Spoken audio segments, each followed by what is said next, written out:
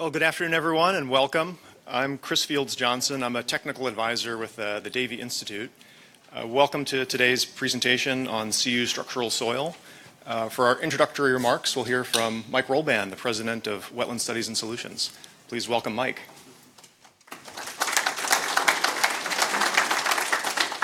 Well, number one, thank you for coming. I really appreciate it, both people in here and the people on the webinar. Just some housekeeping first. If you haven't noticed, we are dog friendly. There's about 20 dogs around the building, and the black one right there is Boss. He's my dog. So watch the food. If you need Wi-Fi, there's a passcode. The main bathrooms are downstairs.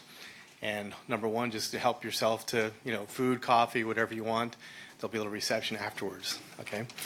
Just as a little bit of background, I got interested in cu-structural soil. In 1996, I was on campus at Cornell and saw a bunch of muddy rock being used to create Ho Plaza. And it turns out that one of our speakers actually worked on it. You'll see some pictures of it. And I thought, what crazy people would use dirty rock? And they need to wash it. I mean, I can't believe these engineers.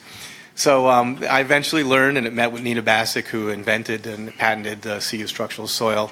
And I've wanted to use it and find an appropriate location. So it's just taken a long time, and then when I tried to use it here in the building originally, the cost was astronomical because there was no local provider. So the trucking costs were crazy. So that led to a connection with Luck Stone and eventually helping them get a franchise and an approval to produce the product down here.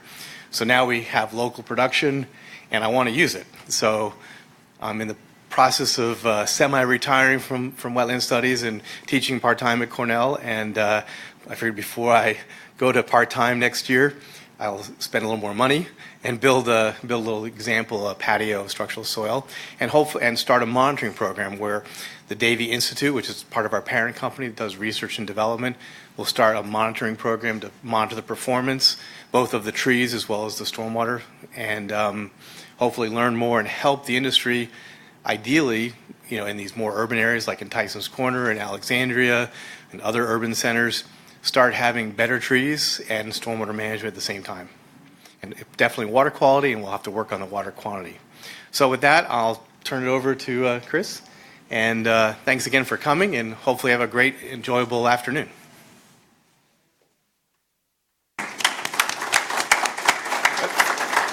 Thank you, Mike. So next we're going to hear from Kateri Shreve with Luck Ecosystems. Presentation on the potential of CU soil as a new stormwater BMP. She's going to lead that presentation off, and then I'll do the second half talking about some experiments we did here at Wetland Studies. So Kateri is product manager for Luck Ecosystems, where she works in marketing, new product development, product management, and provides technical sales support. She has 13 years of experience in civil engineering covering dam safety, stormwater management, site development, and flood mapping. In addition to earning a BS in Biological Resources Engineering from the University of Maryland, Kateri has received a LEED AP certification, a professional engineer's license in Virginia, and a Virginia Construction Contractor Officer designation. Please welcome Kateri.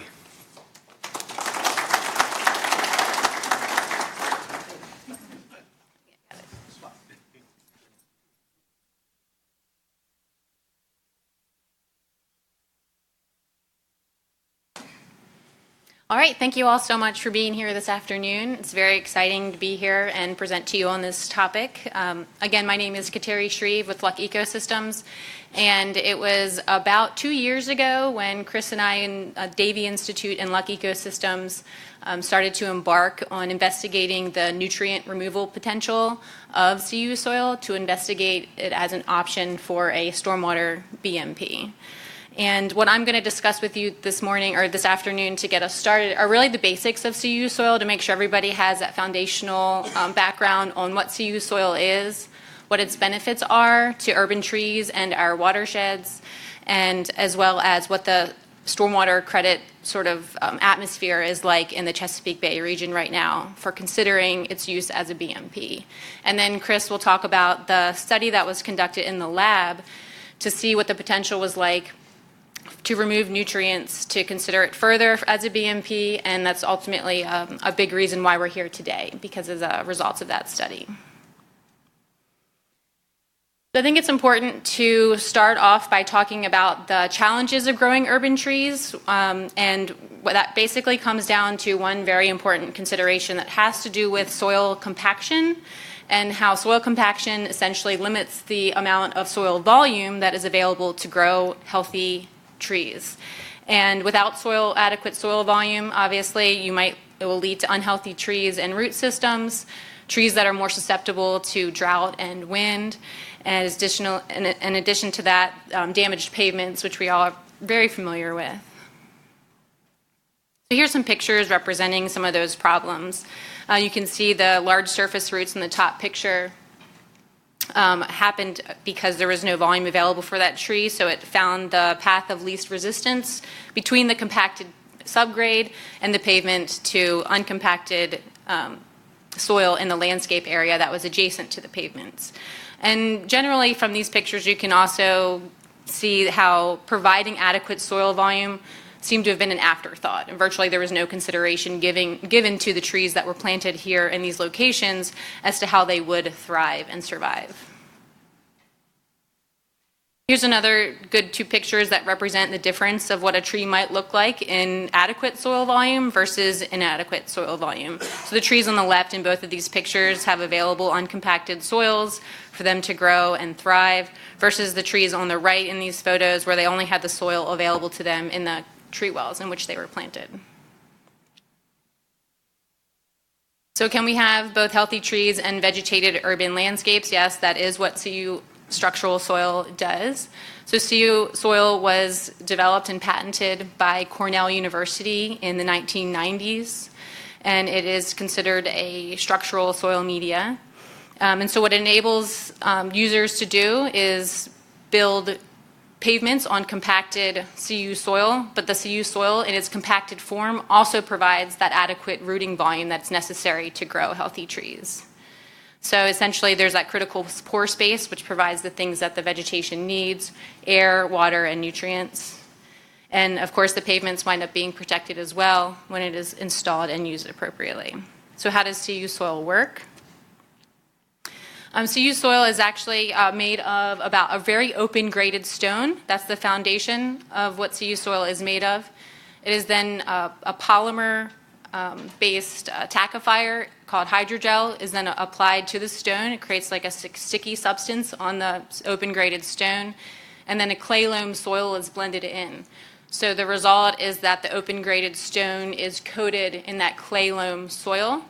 And when compacted, the bearing capacity is given by the stone-to-stone contact of the stone itself, and the soil around the stone remains uncompacted. So I like to think of it sort of as the stone is a lattice to suspend that uncompacted soil to provide adequate volumes. And I think the picture down on the right really helps identify how it works, because trees aren't growing root systems that looked like in the picture I showed before with the large surface roots. Rather, the structure of the root system actually changes.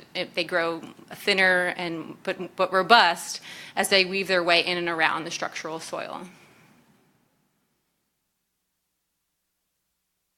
So hopefully it's clear what cu soil is and how it works. I'd also like to discuss briefly the stormwater benefits are. So most people might be familiar with the very common idea that the runoff reduction in volume and peak flows can be obtained by tree canopy interception, as well as the promotion of infiltration into the soils where the trees are planted. And that's accomplished through transpiration, like I said, infiltration, and just reduced stormwater runoff volume and rates. And that's actually very widely studied. There's a lot of information out there to support what that benefit to stormwater in terms of volume and peak flows is like. But there's also the potential for there to be a nutrient removal credit given to the use of the structural soil itself where these trees are planted. And there's not a lot of information supporting what that removal potential is, but we can assume it would act something like bioretention system through the process of physical sedimentation, biological and chemical processes. The nutrients in the sediment in the stormwater are filtered and then would become available to the vegetation that's planted in the media to help improve stormwater runoff quality. There's actually not a lot of information related to the specific removal capacity of these types of structural soils for things like phosphorus and nitrogen. But there is some recent movement, especially in this region. And in 2016, DEQ published a paper looking at options for locations where there was seasonal high groundwater to expand the options to developers and project owners to increase their available BMPs. And one of the conclusions of that report was that tree BMPs could be considered as a future BMP. And so that came from Virginia's DEQ.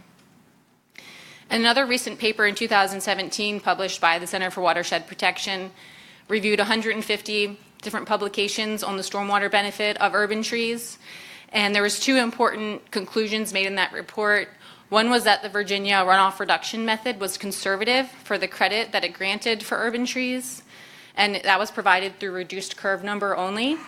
And the second thing that they concluded was essentially that more research was needed in order to gain credit for nutrient removal of these types of structural soils. And as far as I understand, there's only one state that currently gives a nutrient removal credit to structural soil, and that's in Minnesota, where they grant a 53% total phosphorus removal rate based on filtration alone, and that's based on the specific type of engineered media, however. So with all of this kind of lined up, that's why Luck Ecosystems and Davey Institute got partnered in trying to evaluate what the nutrient potential removal of CU soil is. And with Chris's presentation, he'll be able to review with you the results of a recent laboratory study that was conducted that had very favorable results. Thank you.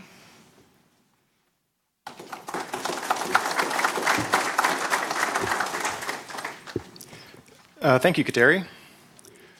So I'm going to go through our experimental procedure with the mesocosm columns here at Wetland Studies and the results and some implications of that.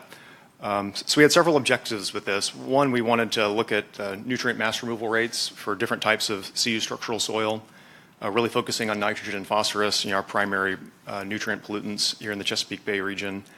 I wanted to compare several different bases you could potentially use for CU soil. So you can make it from different gravel bases, so granite, diabase, limestone, those would be commonly available types of stone in the region. So we wanted to experiment with those three, see if there's any differences.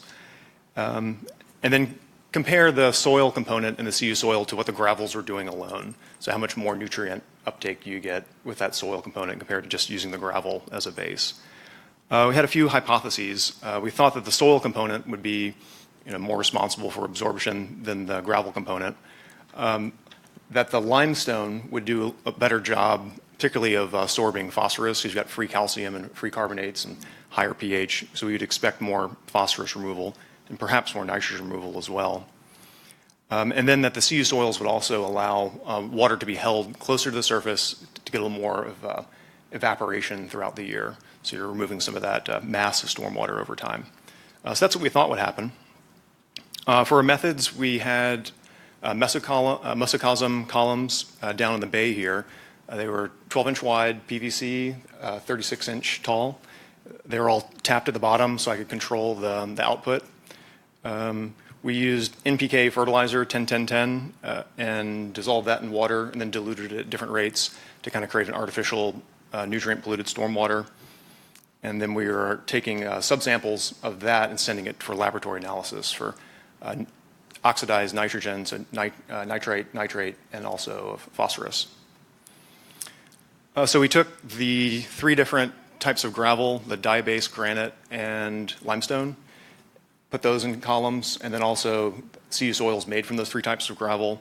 So we had 6 different treatments, and we designed it as a randomized block study. So we ran blocks of all 6 treatments and then repeated that 3 times. For our soil component, this is what that looked like by spec. We'd want that to be 20% by weight and consist of 20 to 40% clay with 2 to 5% organic matter. So the soil we used was right on spec, 38.4% clay, 3.6% organic matter. Notice it was fairly low to start with phosphorus, only 4 parts per million, which would be very low on a soil test. So that kind of maximizes the phosphorus absorption potential. pH of 6, fairly high base saturation, and a fairly high 109 pound per acre expected nitrogen release. So a relatively fertile soil material was used for this, and it would texture out to be a clay loam. And then the CEC of 9.1, which is pretty good for this area. Okay, getting into some of the methods behind what we mixed up. First, we ran tap water through. So the tap water at wetland studies here had 0.47 parts per million, or milligrams per liter, of nitrate plus nitrite. Most of that was nitrate. And 0.69 parts per million total phosphorus. So we ran that through first just to see what would happen with the tap water. Then I made a mix with 100 milliliters of the 10-10-10 fertilizer, which was urea, diammonium phosphate, and muriate of potash. Dissolved that in water for 1 week, and then diluted that down to 10%, 20%, and 40%. And then I ran that through the columns in successive weeks. So with just the tap water, here are the results that we got. So the rock straight from the quarry would actually release quite a bit of oxidized nitrogen, so most of that was nitrate, from the granite and diabase, whereas the limestone was retaining what was in there. So I'm not sure where exactly that was coming from. Maybe it's materials that are used at the quarry to blast the rock apart. They use ammonium nitrate or something like that at the quarry. Kateri? What? Yeah, so I imagine that's coming from the ammonium nitrate used for blasting at the quarry. And then the granite was releasing a little bit of phosphorus as well. That was coming from the rock as opposed to the water. But then the CU soils were retaining all that material. Then looking at the cumulative nitrogen retention. So the letters next to the numbers here, that's a Tukey HSD mean separation. So if you see a different letter next to a number, that means that that number is 99% confident that it's separated from the other numbers. So for instance, we had actually nitrogen being released over time by the granite, diabase, and limestone cumulatively, whereas it was being sequestered at rates of 96 to 99% by the CU soils. We got a little bit less retention from the limestone than we did from the diabase and the granite. But again, we were cumulatively testing higher and higher concentrations, but we never quite reached the full capacity. We hadn't exhausted the capacity of the soils to absorb the nutrients by the end. On the phosphorus side, a little different results. So the limestone stone actually did just as good at absorbing the phosphorus as the CU soils. That was a fairly interesting result there. And then the CU soils again performed really well, close to 100% retention of phosphorus. And then on the evaporation side, we did get a really strong mean separation. The CU soils are holding water closer to the surface, allowing it to evaporate. So if we assume something like 1,101 millimeter per year average rainfall for this region, we're taking care of about 15% of that just through evaporation. Now that was down in the bay. It's in the shade. There's no wind. There's no sunlight hitting it. But there's also no permeable pavement over it, and there's no trees pulling water out of it either. So that's just kind of a baseline lab result. Okay, so some of the conclusions we can glean from this. It was interesting that the gravels were themselves removing a lot of the phosphorus from stormwater. I felt like that was an interesting result. But the CU soils were removing almost all of the nitrogen and the phosphorus over a very wide range of concentrations. So the results that I showed were cumulative percentages across all the different concentrations that we applied. There might be some advantages for the limestone CU soil with the cumulative phosphorus removal. We saw a little bit of that, but it did have some conspicuous disadvantages for nitrogen removal. Might be trade-offs. And I think for the installation today, we used a granite base, so that'll come up later. Evaporation from the system is ongoing, even without having the plants present. It is higher in the CU soil than with the gravel. Initially, I wanted to measure sediments that came out of the outlet for these mesocosms, but there really was such a negligible amount, I couldn't even collect enough to send it off for laboratory testing. So that was actually a good result, that they weren't producing sediment in the underdrain. Of course, I would anticipate that if plants were involved, they would greatly accelerate the evaporation and also the nutrient uptake from the soil. And also, under saturated flow conditions, I would expect it to perform differently. So for the experimental design for the case study out here, we'll get to look at a little bit more what would happen under saturated conditions. Because of course this is more like a field capacity type situation with unsaturated flow. So for the installation outside, we have a few key features to look at. It is more of a case study, so it's not replicated at least 3 times and all that. But we're going to gather as much data as we can. So 2 of the trees are planted in a standard CU soil with a granite gravel base. One of them is going to be planted, or is planted in a granite base with 5% biochar added. I did another parallel study to this where I was looking at the ability of biochar to pull nutrients out of stormwater, and it performed really well as well. So we wanted to see what a combination could accomplish, both for the growth of the trees and for nutrient removal. And then we have 1 control tree planted in the regular site soil, which you'll see outside. We have test wells in place so we can do grab samples to send off to the lab for nutrient analysis.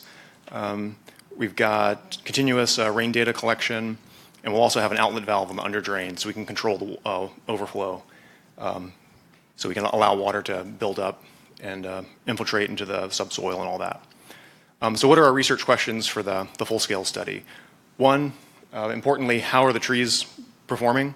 So we'll look at simple things like growth rate, height, stem diameter growth, canopy coverage. We'll look at health, disease, and pest issues over time between the different treatments. Next question has to do with stormwater runoff volume. So one fundamental question that's out there is, as the tree roots take up more of the pore space within the CU soil, how does that offset the space that's available for water to be stored in the soil? So over time, we're going to take a lot of measurements to try to figure that out. We'll also be able to infer the water infiltration rate into the subsoil, which will be really useful information, and then look at the changing evapotranspiration rates during the growing season as these trees grow and transpire more water.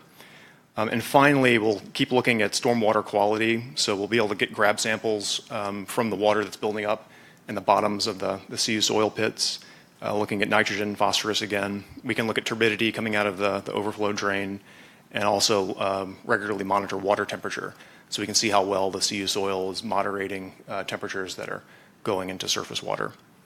So that is the plan moving forward. So hopefully in a few years we'll have a repeat of this session, and we'll have some good data and results to show.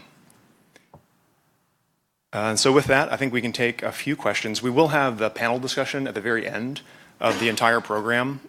So if you think of any questions by then, you can bring them up then. But if there's anything on the top of your mind right now, we'd love to hear what you have to say.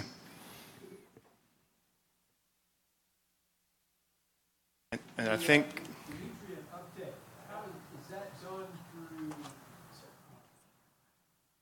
nutrient uptake, is that done through adsorption, absorption, or through just treatment processing? Okay, so we measured it by the difference in nutrients in the water before and after it went through the column. So it's different sorption methods. Some of it would be adsorbed, some of it would be absorbed, and some of it, like particularly the nitrogen, might be gasifying and going through like denitrification. Yeah. So I imagine a lot of it is just being immobilized and bound to the clay particles and rock dust and all that that's in there.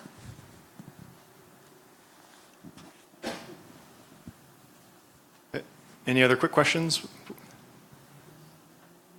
And he's got a microphone. Is any of this process approved through the clearinghouse? You want to answer that? The clearinghouse has not been. The clearinghouse hasn't been involved with the process, but Chris has close relationships with the Center for Watershed Protection, which is a leading advisor for stormwater regulations in the Chesapeake Bay region. So some of the field studies follow recommendations that we've gained from them and input as well. Yes, we developed our own methodology as an exploratory to see what the potential was. So as we put in more of the full-scale studies and things, that'll move more in the direction of kind of influencing the regulatory environment and that kind of thing. Good. Microphone. Thanks. Are you looking at an aspect of how nutrient removal might change over time if the soils get saturated with not just water but nutrients? Yeah, that's one reason I spiked it pretty heavily with nutrients, like a lot more than you'd see in typical rainwater, just to see if we could kind of hit the maximum threshold. And I didn't quite reach it with the study, but I would expect it to change over time as it gets saturated. Of course, the trees, if they're removing nutrients for their own growth processes, and then if leaves and things are being taken off the site, then some of that would kind of move that out of the system. So yeah, I would expect it to be in flux over time, though, definitely. Yeah. And it depends a lot. Are these trees going to be fertilized? Are there, what other inputs would go onto the site? So if it's just rainwater falling on it, there's not going to be a whole lot of input compared to what would go down if the trees are being fertilized and given compost or something like that. Right. In the back.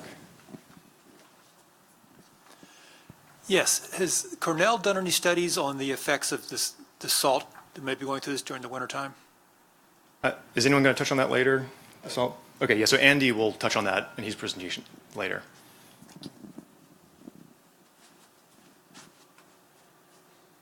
Okay, and then we can take more questions on this during the panel discussion at the end.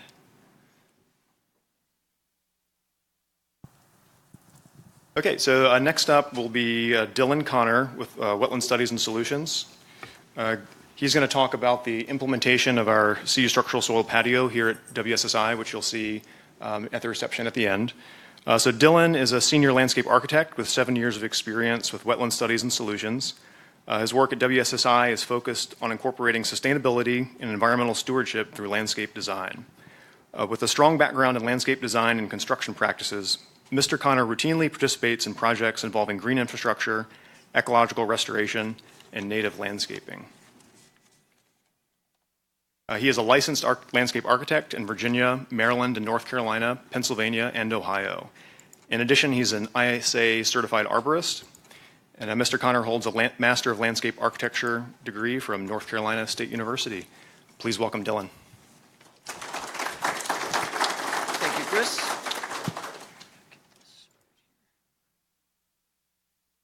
Thank you, Chris.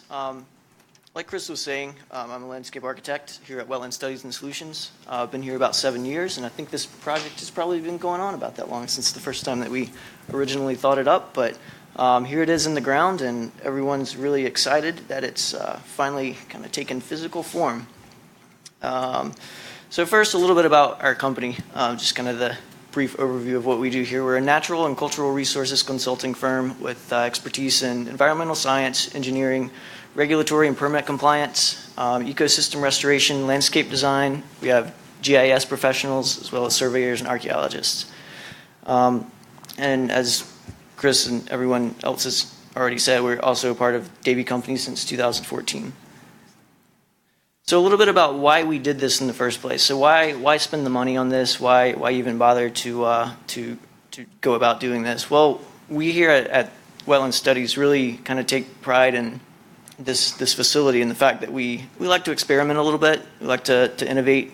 We like to use this property as kind of a living laboratory in terms of incorporating various types of LID, and for good or bad. I mean, we've definitely tried things that didn't turn out well, but it's all for the benefit of everyone else really in incorporating these various types of products and methods.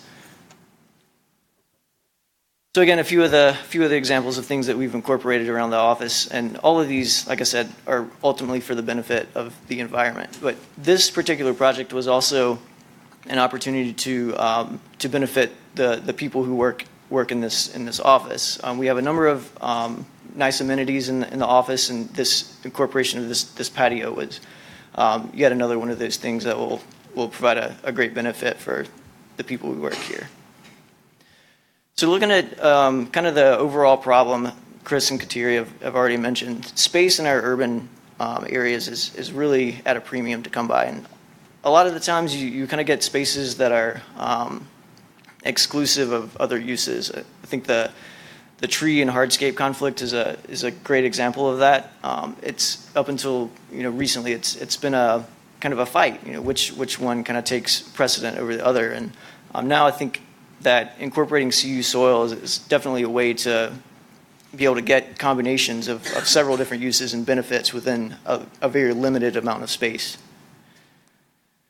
So I'm going to run through the existing conditions that we had out back here. I don't know how many of you people have been to this office before, but it's definitely changed in the last month or so, hopefully for the better. But this was our patio up until a month or two ago, and it served us well for the last 10 to 12 years.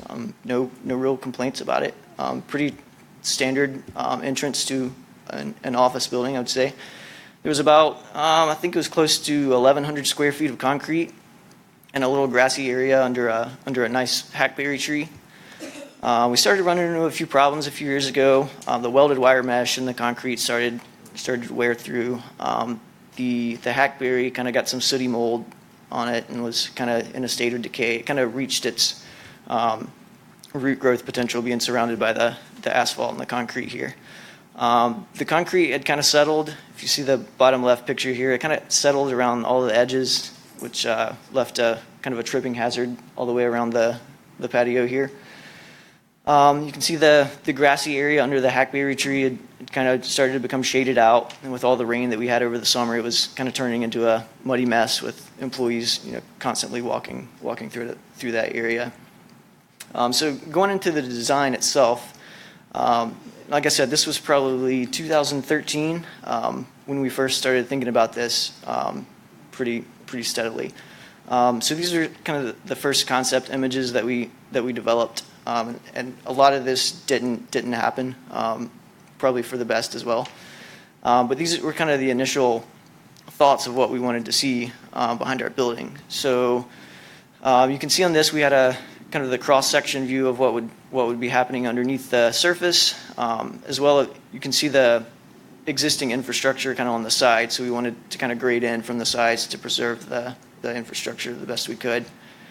And we wanted to connect the underdrain here to our bioswale that's located on the right side of this image you can see over there. So the design moved forward into construction documentation. Point out a few aspects here. So the new patio surface area is about 1,400 square feet. It's permeable clay brick pavers. And in doing this, we used a little over 100 cubic yards of CU soil. We do have an underdrain in the system, so we will be placing an end cap on the outfall pipe, or at least a valve, to be able to regulate the water level in the system, to be able to totally flood it if we need to, or if it's in danger of potentially drowning the trees, we can drain it as needed. So this image shows where the 3 monitoring wells were installed, and again, Chris did a good job of outlining what we hope to gain in the coming years. So here are the locations of the 4 trees that were planted, 3 of which are in the actual CU soil, and 1, totally just out of curiosity's sake, is planted just off the patio itself in regular soil. So I want to go a little bit more into the tree size. This was one of the more difficult aspects of the design. It's really based off, in this particular instance, about these 3 aspects, which are soil rooting volume and the spatial constraints, as well as the use of the space. So the soil rooting volume is probably the most important aspect, and that's directly correlated to the amount of CU soil that we were able to use in this particular instance. Like I said, we used about 100 cubic yards of it, which translates to about 2,700 cubic feet, and the general rule of thumb is that you should use 2 cubic feet of CU soil per square foot of desired crown projection. So that really is important to think about when you're trying to figure out the size of the tree that you want, and really the availability of space that you have in the area. And you can see on the bottom of this slide the volume requirements break down into the size of tree that you can have on site. So again, the spatial constraints, this was a retrofit versus a new construction. So obviously there's curbs, there's the building, there's things that we didn't want to take up just because it would be way too expensive to do. So this was a retrofit, which means that we had to work within these limits. The building obviously is immediately adjacent to the patio. Just good design dictates that you want to select a tree that's appropriate for the spot that you're putting it in. We also have amenities like the green roof and the solar panels on top of the roof that we don't want to impact in a bad way. I mean, it would look really, really bad if you planted trees in this patio that grew up to completely shade out the green roof. So just things to think about. As well as the use of space. I mean, people are out there every day at lunch. Well, not so much in the last month, but you know, eating lunch, taking breaks, walking their dogs in and out. So we wanted to kind of distribute the amount of canopy coverage over the entire patio instead of having one side completely shaded and vice versa. So moving on, we decided to go with this Emerald Sunshine Elm, which is a nice cultivar. There's several nice cultivars of elms now that are really, really resistant to Dutch elm disease. This particular tree gets to be about 25 feet wide, 35 feet tall, which puts it in the small, kind of small to medium-sized tree. It's got a nice upright vase shape, which means you're not gonna, you know, have pesky limbs that smack people in the face when they're walking by. It's got a good heat and drought tolerance, which is very important for urban settings. It's insect resistant, and as Kateri and Chris were talking, CU soil tends to take on the pH of the base material that you use. So these particular trees, and most elms, are really tolerant of a wide pH range. Again, looking at our sizing breakdown, based on the volume of the CU soil that we used, we kind of fit somewhere between a small tree and a medium tree, which is perfect for this particular tree. So looking at this is kind of the standard detail of the cross section that we incorporated outside. We used a Pine Hall AquaPave permeable clay paver. I think the color range is every color that they offer kind of jumbled into one, but it really turned out nice. And that's on a stone bedding layer of washed number 8 stone. And you kind of make a CU soil burrito, if you will, with non-woven filter fabric, and of course the structural soil. So moving into construction, we had a pretty extensive exotic vegetation removal process. Didn't take too long, but so then we went immediately into concrete removal, and like I said, it was about 1,100 square feet. I was not a very popular person here at the office while this was going on. From there, it's just excavating. As Mike said, the soils here are very, very poor. We definitely ran into some pretty rough stuff, kind of the shale type material towards the bottom. But you just excavate your hole. We we excavated through the parking lot to our bioswell with the underdrain. Installed the underdrain here. Had to relocate one of the utilities just because one of the trees ended up being pretty much directly situated on top of an electrical line. But it was no problem to move that out of the way. Laid out the underdrain. This is a 4-inch perforated pipe with a filter sock wrapped around it. We installed the filter fabric on the bottom layer. Then the CU soil starts to arrive, and it kept on coming. And we had a huge amount of it, and we were all skeptical as to whether it would fit in the hole, but just about all of it did. So we were very pleased with. I was pleased with my initial calculations. So that's good. So the CU soil starts going in. The gentleman installing it quickly realized that it was a little bit more difficult to spread it around than what they had originally thought. The material itself is very thick. It's a heavy aggregate with clay and the gel in it, so it's pretty difficult to spread manually. So they ended up spreading it with a small bucket on this excavator. It worked to be able to reach and place it in areas and then kind of smooth it out from there. But it's placed in 4 to 6 inch soil lifts and then compacted as you work up.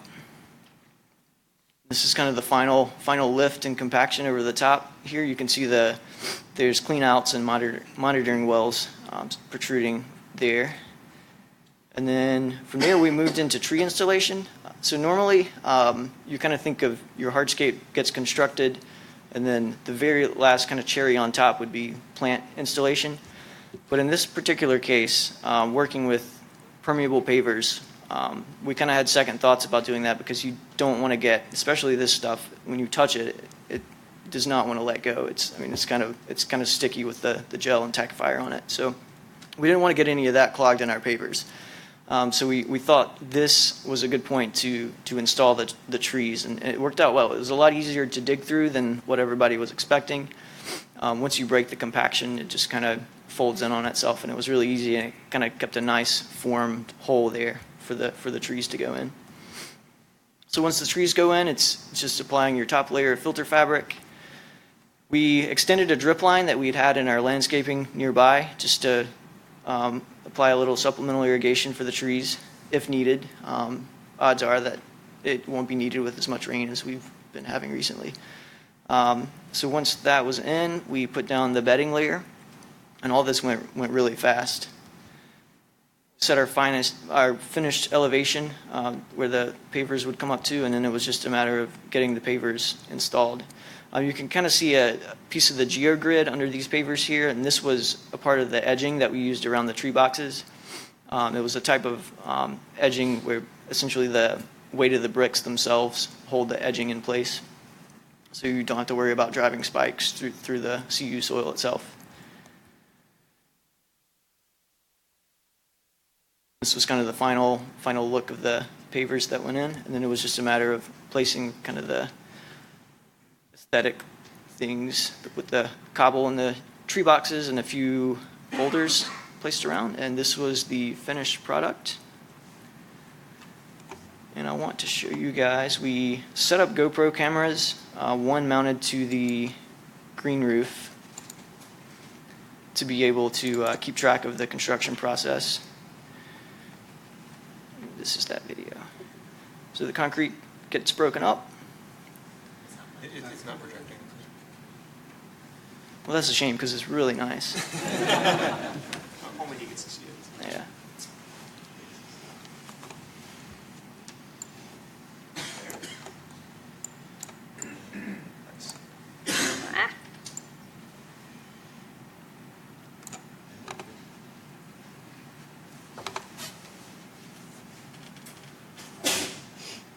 Sorry, it's hard to do from this angle.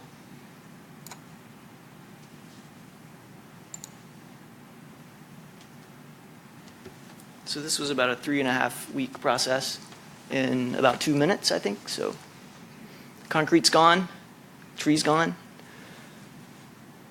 Digging our hole.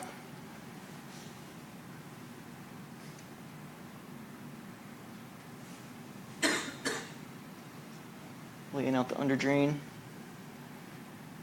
Filter fabric's in. Compacting the soil.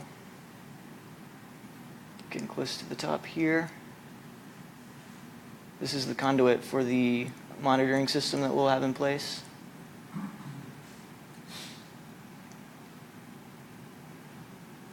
Trees going in.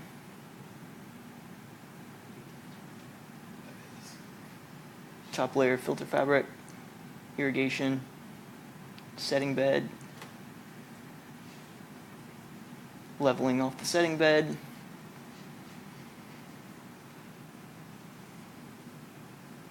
And here comes the pavers.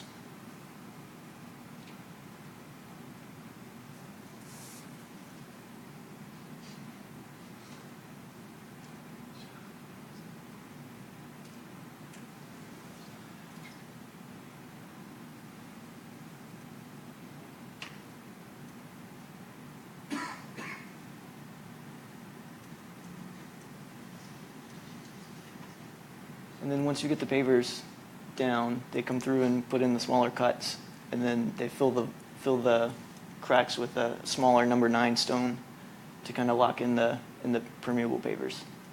And you'll see that coming up here.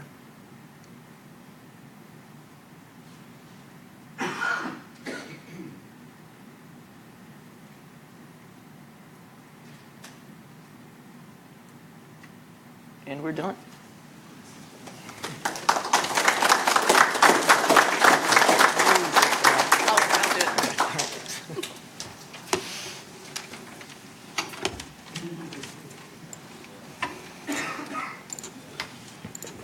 Any quick questions for Dylan on the installation, design, and implementation?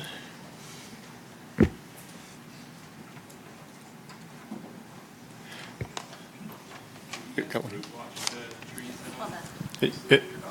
can repeat it. Did you root wash them before you planted them? Not, so they were just balled and burlapped trees. And in this particular case, we just set them directly into the CU soil. It's actually possible if you have a bigger tree box, you can incorporate just typical planting soil immediately around the root ball. But because these tree boxes were so small and the hardscape kind of got close, it was just directly into the CU soil. Any other questions? And if you think of anything for the panel discussion, have another opportunity then. Okay, we'll now hear from Jason Grabowski of Rutgers University talking about design soils under pavement. What data is in and available? So Jason is a professor in the Department of Ecology, Evolution, and Natural Resources in SEBS, the School of Environmental and Biological Sciences at Rutgers University, in conjunction with the New Jersey Agricultural Research Station. Jason is currently the director of the SEBS General Honors Program and the Rutgers Center for Resilient Landscapes. He serves as editor-in-chief for the Journal of Arboriculture and Urban Forestry. Please welcome Jason.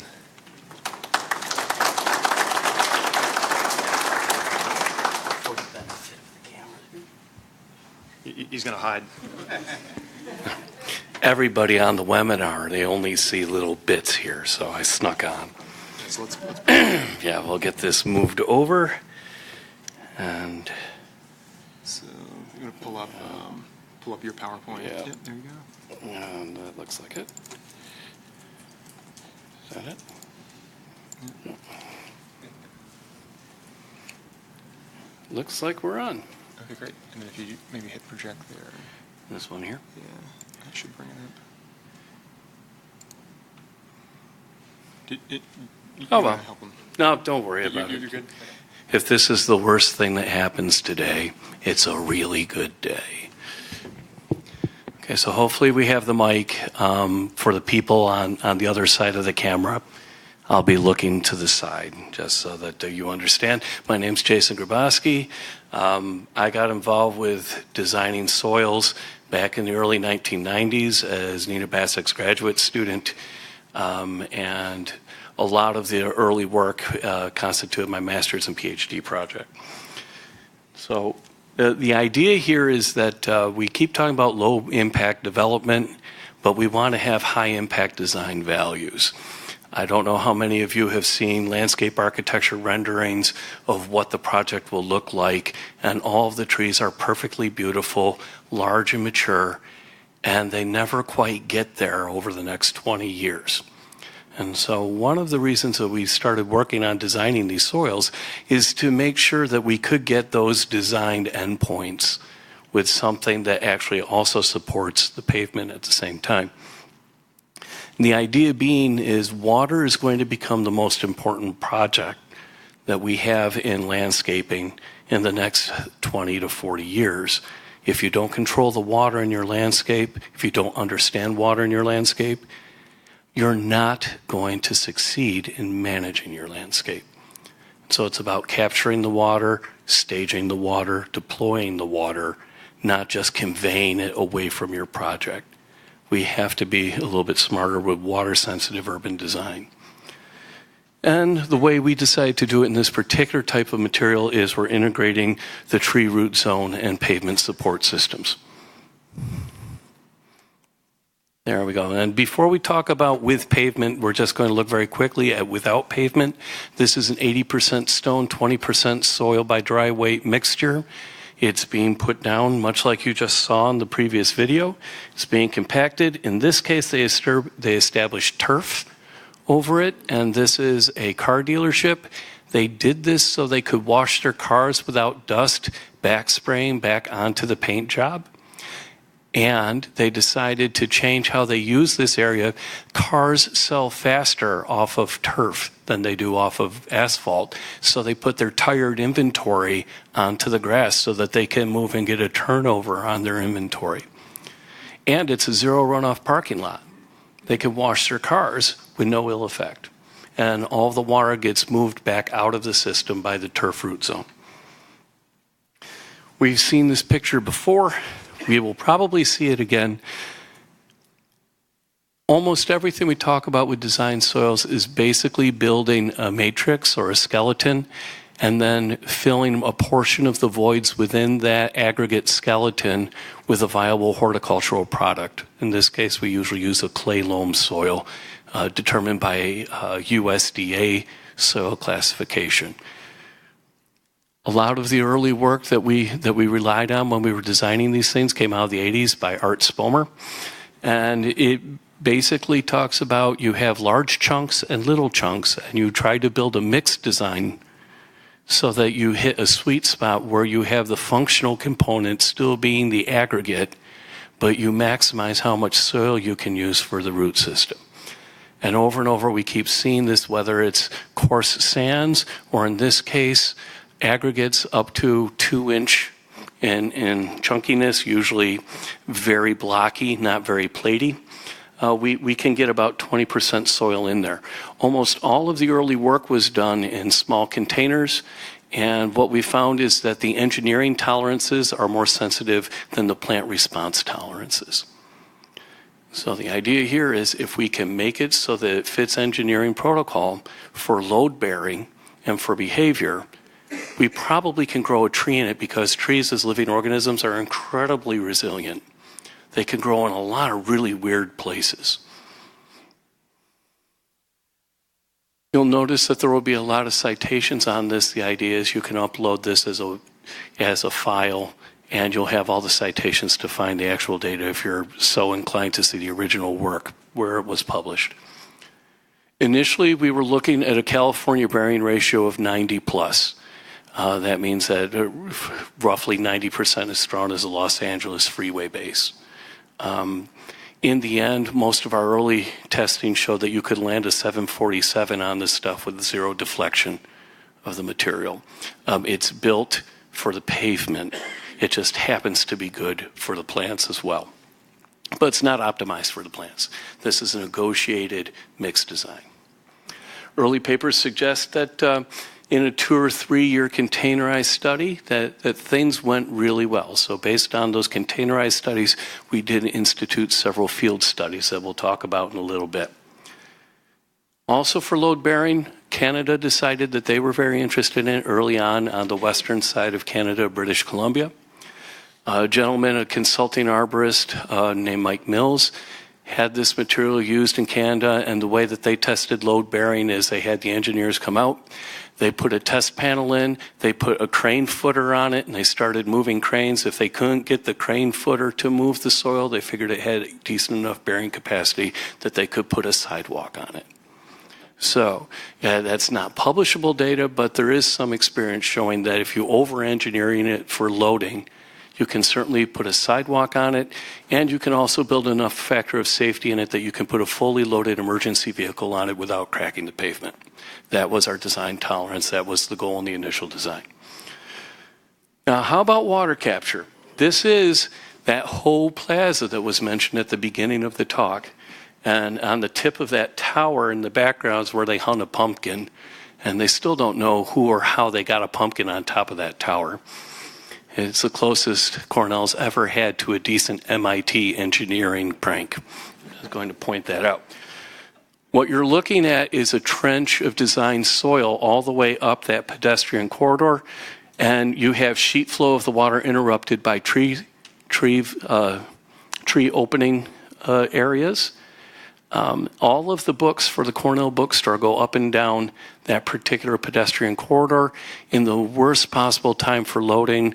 If you've ever thought of frost heave in Ithaca, New York, this area would take that kind of load.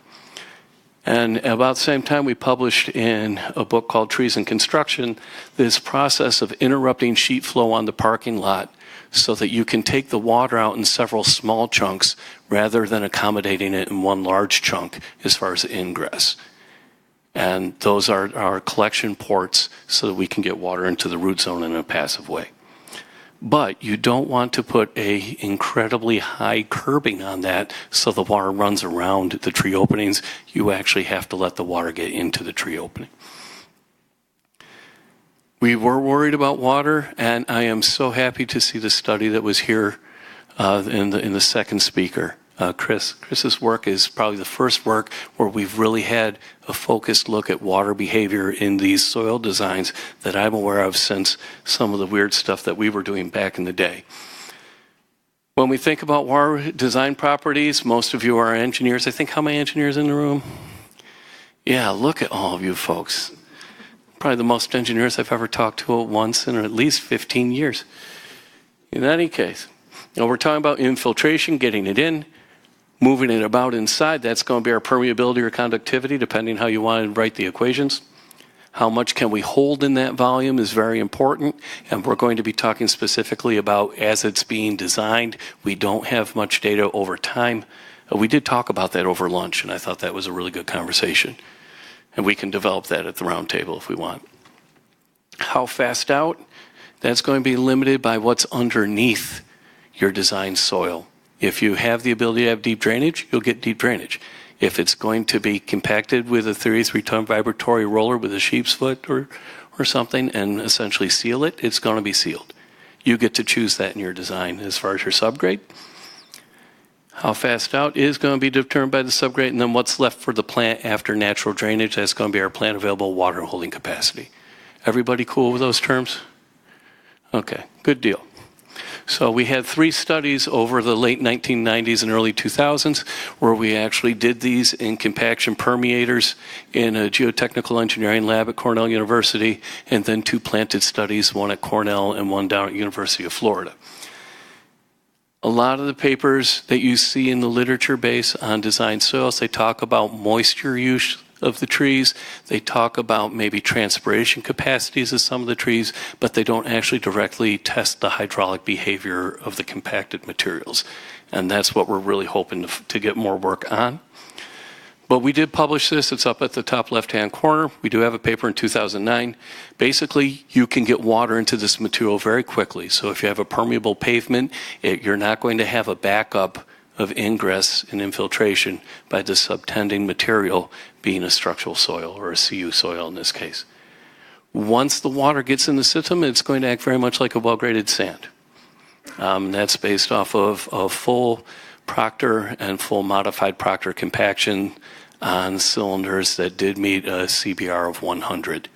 So this material acts like a sand once it's in place, set in place. Storage capacity, 25 to 30% of the volume is going to be voids in general.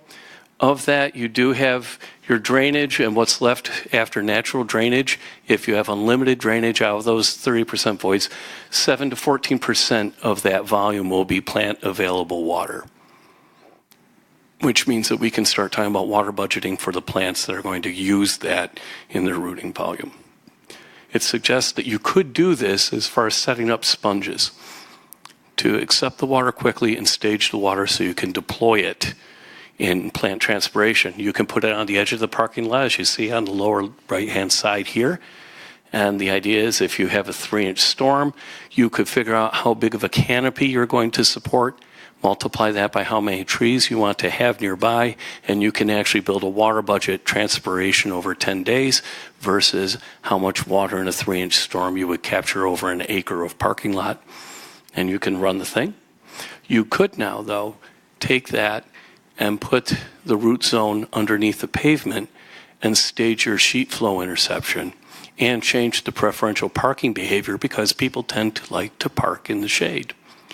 And they tend to pay for parking in the shade a little bit easier than paying to park in the sun. And it gives you a zero runoff parking design. So that we do have the ability to make those kinds of designs. And Susan just walked in. Hi, Susan.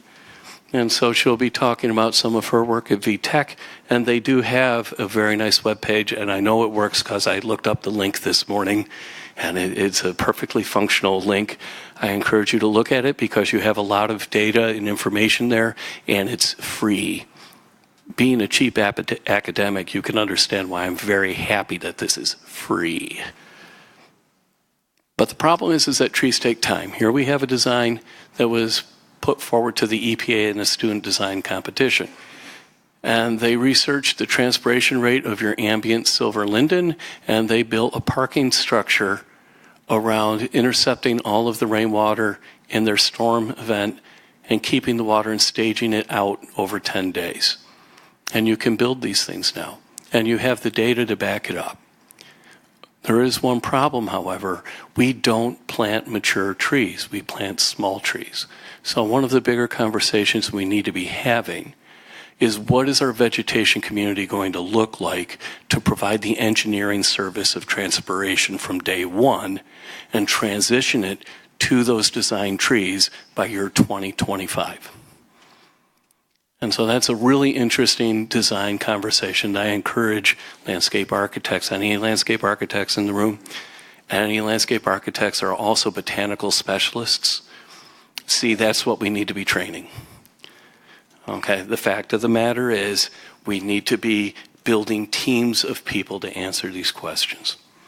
And the fact is we have to have a staged succession in an urban forest because we don't plant mature trees, but we expect engineering services from the day of a certificate of occupancy. So it's something we ought to pay attention to. Now, over time, we've been looking at some projects, and here we have designed soils in a case study. This project is now in its 21st year, but I'm going to point out that there's still only a little bit of really good data about whether roots grow through these materials. There's much anecdotal evidence. There's a lot of work looking at containerized culture over 1, 2, possibly 3 years in culture. But this is a project in the 17th year. We're using ground penetrating radar and doing some root counts. That's what you're seeing on the graphs. So you have the number of root signals on the up and down or y-axis. And then we have all of these segments going from 1 to 10 running down a block length of a streetscape in New York City. And the fact of the matter is we can see that there are roots growing underneath these materials over time. That's about the only good evidence we have, but it's pretty standard work to run a ground penetrating radar and grab some of that data. This just happens to be about the only data we have that's been published. And it's pretty easy. You just get a baby carriage, you throw a radar on it, and you walk in a very controlled way. And then you pay some very, very well-heeled people to do the signal conditioning and spit out a report. And you have to trust that the report says what they say it says. Other than that, it's very easy. But the ground penetrating radar has been calibrated for these design soiled systems. And so we do have the ability to use ground penetrating radar in a meaningful way and map root systems in existing streetscapes. We also worry about whether the trees are going to be well anchored. If the roots are growing underneath the pavement, will the trees stand up to wind? There's been some very good work done in Singapore on first-year transplants. So they're just starting to get established. And in those studies, they find that they can yank them out of a pot faster than yanking them out of a pot of straight soil. But by the time you get about 3 or 4 years out, you do get improved anchorage in the design soil compared to a field soil. And much of that has to do with the fact that in these storms, if the soil gets incredibly wet, that's going to change the shear strength of the material. And a stone-based aggregate with rapid drainage changes its wet behavior differently than a clay soil in the middle of an agricultural field. So there's no mystery here, but we do have some data. Although the tree that you see in the photograph, that's just a deep sand at a hurricane force wind of, I believe, 93 miles per hour. We do have some good work coming out of South Point, Miami Beach area. That's an old project. It's been in the ground 15 years. And there's been a few hurricanes that have moved through the Miami area, and all of the live oak and all of the palm trees in that project are still standing, but they have a problem with king tides. Saltwater intrusion is getting those trees at this point. It wasn't the wind, it was climate change and sea level rise. So if we have roots under there, we know we get some anchorage. The next thing is, from a design standpoint, why would I encourage root growth underneath a pavement? that's just going to jack the pavement upward, and it's going to cause a premature demise or a safety factor on my wearing surface. So we've been looking at trying to model root growth under pavement. There's been 3 or 4 papers that have been published out of this. I work with Nenad Gukansky out of the Center for Advanced Infrastructure and Transportation, and he finds these kids that really need something to do. We feed them a finite element model, and they model roots. It's really fun stuff, and it comes out to be something like you see on the board here. If we can get the design soil underneath the base instead of immediately underneath the pavement, it buys us a lot of time. As a matter of fact, if we do the modeling on this type of material, and this is strikingly similar to what you saw installed, we're noticing that if you can get closer, the closer you get to the trunk, get a deeper base, it buys you more time right next to the tree. Once you get 2 or 3 meters away from where you expect that tree trunk to be, then you can move up to a 4-inch base rather than maybe a 6-inch base, possibly an 8-inch base. We're modeling this over multiple series of finite element models, singular roots, multiple roots. This paper is in production right now. And what we're finding is that you grow roots under pavement, the pavement's going to lift. However, just like with frost heave susceptibility, if the pavement moves as a unit and you don't get a point load, you can still use that pavement, particularly if it's a sidewalk. It may not be great for a freeway base, but it certainly works for pedestrians. Also, if we could just simply increase the thickness of our wearing surface, solve all of our problems, but it's just too darn expensive. As most of you know, in the engineering community, the most expensive piece of the system is going to be the wearing surface. The second most expensive thing is probably going to be excavating a trench so you can put anything in it. So those are your 2 big expenses. Once you get the hole in place, there are a lot of different systems that you can use as tools to support a pavement. But you want to keep the wearing surface pretty much to the standard thickness of your wearing surface. We also noticed that if we can get the roots coming in early on, we can see some rather large displacements, but over the course of time as those roots are growing, we do not see effective stresses as horizontal stresses at the surface of the wearing course. And we were modeling in asphaltic concrete, and so this could be very different if we had a steel reinforced concrete slab as a monolithic unit. We have been doing these things over time, and this is the McCarran Park project. Just very briefly, you can Google map McCarran Park and you can fly down and look at the trees. The trees on the left-hand side are in a continuous trench running down the street in a designed soil. On the right-hand side is a tree lawn. And what we've noticed over time is that the trees and the sidewalk can be evaluated under the same growth parameters for normal growth in agricultural or forest systems. So if you design something for root growth, roots will grow in it. That's really good to know. But also, if you provide that space, the trees will grow in more or less a normal fashion. That's also kind of nice. This happens to be a monolithic slab of concrete, so it's a completely sealed surface other than very, very close to the trunks of the trees. We've been at it for over 20 years, and even at 20 years, we're having a hard time seeing a difference in growth between the trees in the tree lawn and the trees in the sidewalk. But we are starting to see a change in the growth trajectory. The trees in the sidewalk are apparently growing a little bit slower. They're all of about 1.5 to 3 feet shorter after 20 years in the sidewalk versus the tree lawn, but the trunks are just about the same size.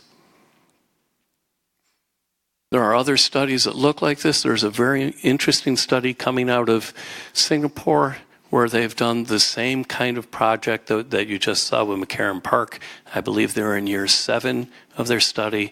It hasn't been published yet, but I'm hopeful that when they get the manuscript cleaned up, what they're finding is basically what we've found, is that there's comparable growth and that we can evaluate success in the pavement comparably to anywhere else in the landscape if we provide a root zone and manage the water. Because if you manage the water, you manage the success or failure of your landscape. There has been a limited amount of work done with mineral nutrition, and again, I'm really happy with the study that Chris put out today as far as his initial data. We need more of this kind of work. The work at McCarran Park, we're finding there's no difference between the trees as far as the mineral nutrition in the leaves. We're not finding any deficiency systems in the system after 21 years. So it means we probably don't have to be thinking about fertilization in these systems. That's pretty good news. However, if we can get it to go 25, 26 years, when we replace the wearing surface, just natural wearing and degradation of a pavement, when they resurface that area, you could have an opportunity to address any mineral deficiencies. And it looks like that we're in the right time scale for that. There's only been one project that I've seen so far, and I'd be happy to see other ones looking at things such as the microbiology in the system or the invertebrates in the system. I don't do earthworms. I mean, I like them. I don't particularly like eating them, but I do like seeing them. So I had to steal a photo for it. But we do have one paper out there, and in this paper they noticed a depression in the presence of earthworms in these materials, although it was inconclusive as far as to what the reason was for that. It could just be that it's a little bit too dry or a little bit too warm. But I don't think they came out with any explicit findings. Susan, did you see any findings in this one? Yeah, see, I suffer from male mental pause, so I depend on a research community to help me remember the things I've forgotten. I'm pretty sure all of us can appreciate that. We have not done nearly enough to come up with a predictive way of producing a successful material, and it should not be that hard. All we're doing is mimicking a naturally occurring system that's called a skeletal soil that happens whenever you have the ambient avalanche in the Rockies and a forest reestablishing on the rock floor with a little bit of soil mixed in. These things happen all the time. It's kind of like drummers and Spinal Tap. They spontaneously combust all the time. It just never makes the news. We can build these systems, but we have to have a rational mix design. And so in soil science, and when you pull up the PowerPoint on your own time, you can actually get the citation. Been thinking about this a lot. We had an international conference up in Copenhagen a few years ago. And there are all sorts of mixed designs out there, but they're all developed with different languages and different measurements. So I started thinking about this, and what I'm proposing we do is adopt an engineering stance and do a basic phase diagram that you would do in any geotechnical engineering context. And what we're going to do is, instead of looking at asphaltic mixed design, where we're looking at bitumen, we're going to look at soil. Have a four-phased diagram that you can see on the right, where we have our gas-filled voids, our water-filled voids, our soil, and our solids. That would be the aggregates in the system. And if we do that, it's just very simple to come up with a percentage of apparent voids in the stone matrix filled. And that looks very intimidating, but it's really not that bad. And we do this already with super paved technology. We just replace the soil with a bitumen, and we're already using these same parameters to figure out through Marshall's testing as well in a voids analysis system how to come up with a proper pavement design. We can do that with soil as well, but we have to get people using the same currencies and methods of communication so we can start crowdsourcing the data to look at what are the successful programs and what are the ones that haven't worked nearly as well once executed and planted. So that's something we need to have a graduate student attack. And so that's something to think about. In this case, this is our voids analysis, and I've been playing around with this particular one for about 20 years now. The fact of the matter is, it's very similar to Marshall's testing, but we're going to swap out the plant available water and the hydraulics to more of an agricultural basis. And if we can do that, we have the 3 studies I showed earlier. We have a new study that Chris just showed us today. We have the ability to generate this kind of data. We do have to find more minions. We'll call them minions instead of students. We need more minions to come up with the basic data. But it's not that hard to come up with a good mixed design for these things. It takes time. It takes a little bit of patience. And there are other systems out there. I mentioned water-sensitive urban design out of Australia. These are sand-based materials that are small intercessions grabbing sheet flow in little chunks as it's moving down the street in Melbourne, Australia. And this entire PhD thesis was doing exactly what you heard mentioned here in the second talk today for phosphorus and nitrates, using the tree as a rapid change out and using these almost like Brita water filter cartridges. And it can work very nicely, unobtrusively. However, you're never going to get really large trees. You're going to have a rapid change out system. Sometimes that's the appropriate tool for the problem. Not every tree has to be 150 to 650 years in its rotation of management. So if we're going to do this and do this well, I would humbly suggest that we use a cheat sheet and come up with a common language of reporting so that somebody can cluster all of these studies together and come up with a way of doing a better predictive design for success with the locally available aggregates and the locally available soils. And it's very doable. I'm going to point out there is some hope in that regard, particularly with the engineering audience.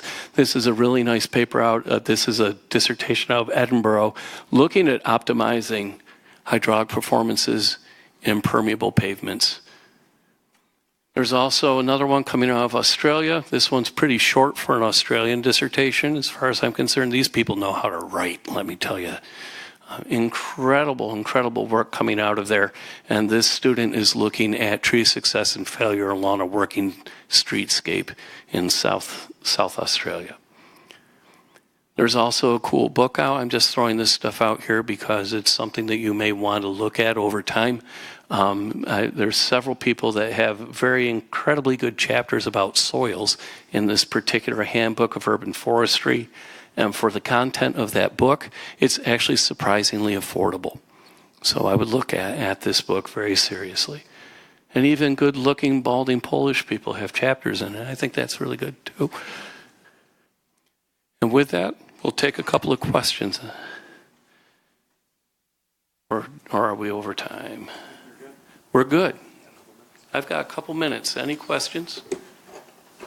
I know we ran through a lot very quickly. Yes, sir. Sir. Bottom line on the cost of using these structural soils? Bottom line on the structural soils. I'm not an economist.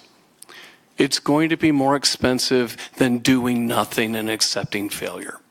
But if we want success and we're willing to invest in success, of all of the different tools we have at our disposal, I would bet at least 8 out of a dozen Krispy Kreme crullers, which is a pretty good bet in my world, that it's a comparable cost because it's the wearing surface that costs.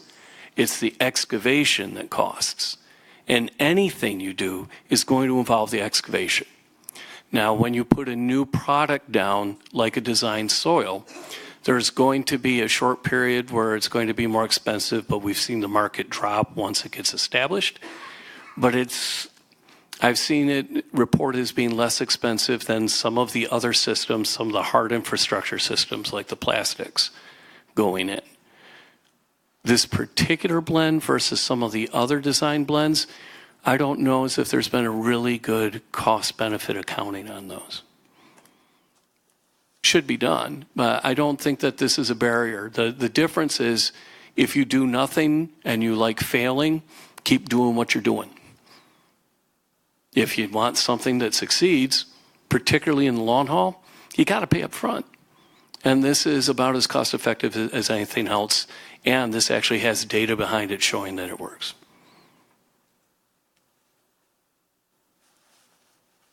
I hope that that's an adequate answer. It's the best I've got.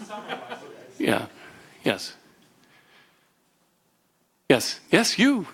You're number one. So CU soils have been around 20 plus years now? Since 1996. Okay. Is the composition of it you're describing today the same as it was when it was first It has, out there? okay, composition of the design blends that I've played with in CU soil has not meaningfully changed since 1996. However, if you look at the original papers, it was talking about a mixed design where we tested a range of blends. We tend to settle, I prefer 18 rather than 20% soil. That's just me, because I know that if I've ever blended soil, there's variability in the blend ratio. And if 20 is where things get to be a little bit problematic, I'd rather be at 18 so I've got a little bit of variability. If you have incredible mix controls with a pug mill system, and you can actually get one that's going to put organic materials in a pug mill system, I want to know that person. But the fact of the matter is, unless you've got excellent control, we should be a little bit below what that 20 percentile published number was. There's no reason to think that's the right number, but it's the right number for the data we have. Yes, Luckstone, we produce the CU soil here. We do run it through a pug mill. So. Bless your fur. My hat and my hair is off to you. That is fantastic. That's the way to blend these materials because it gives you the best control. Bar none, pug mills are the way to go, says the person who used to do it in a revolving concrete drum and then having to crawl inside the concrete mixer and clean it out. Pug mills are much nicer, and you don't need therapy afterward.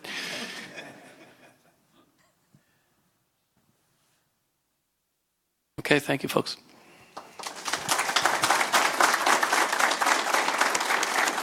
All right, thank you, Jason.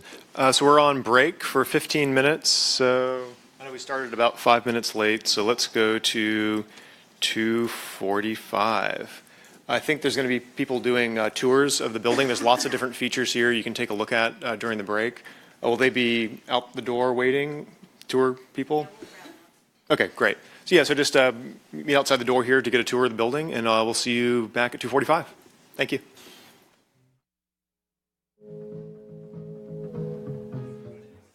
Okay, welcome back from the break. We're going to begin the second half of the program now, as everyone files back in.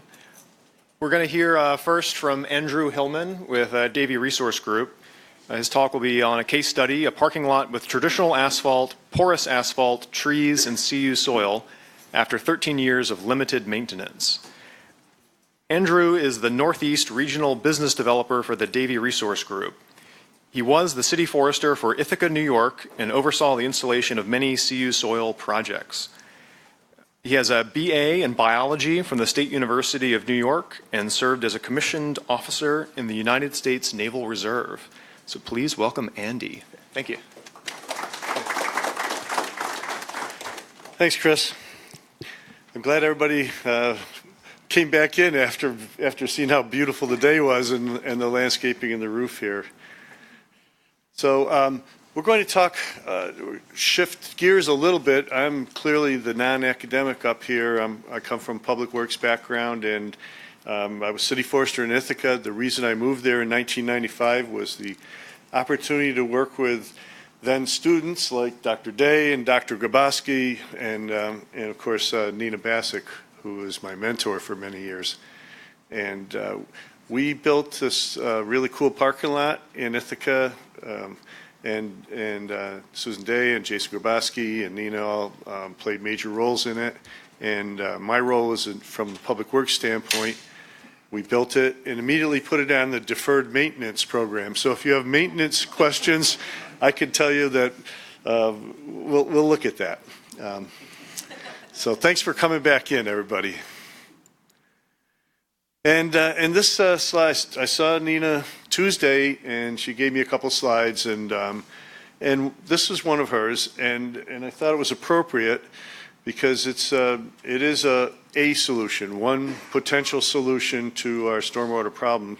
And what I was primarily interested in is how to get big trees to thrive in the heavily built urban environment. And this is a tool that I needed to have in my toolbox, and I realized that early on.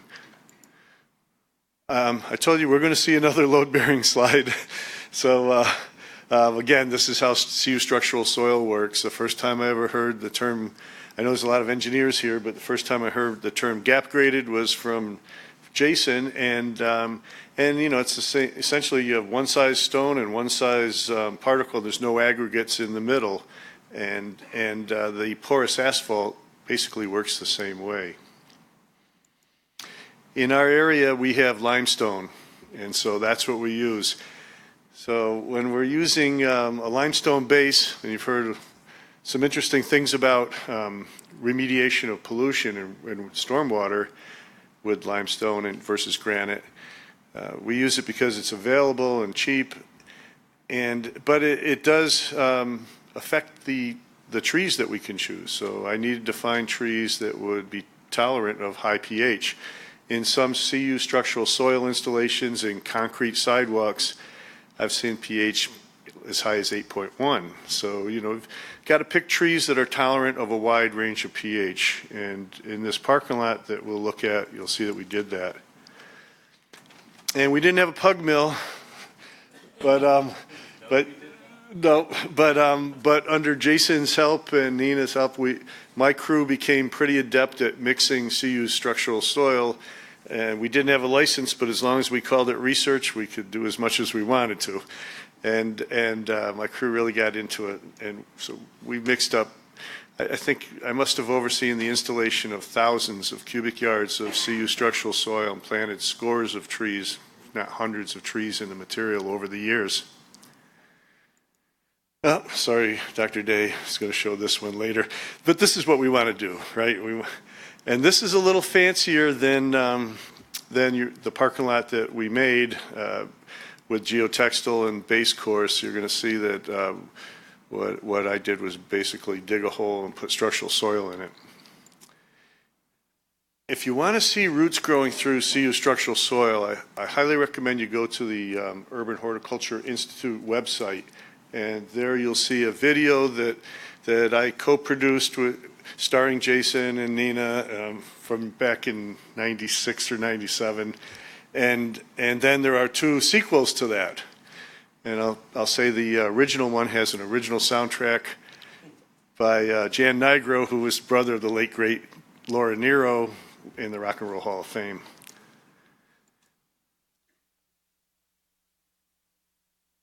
We picked a site.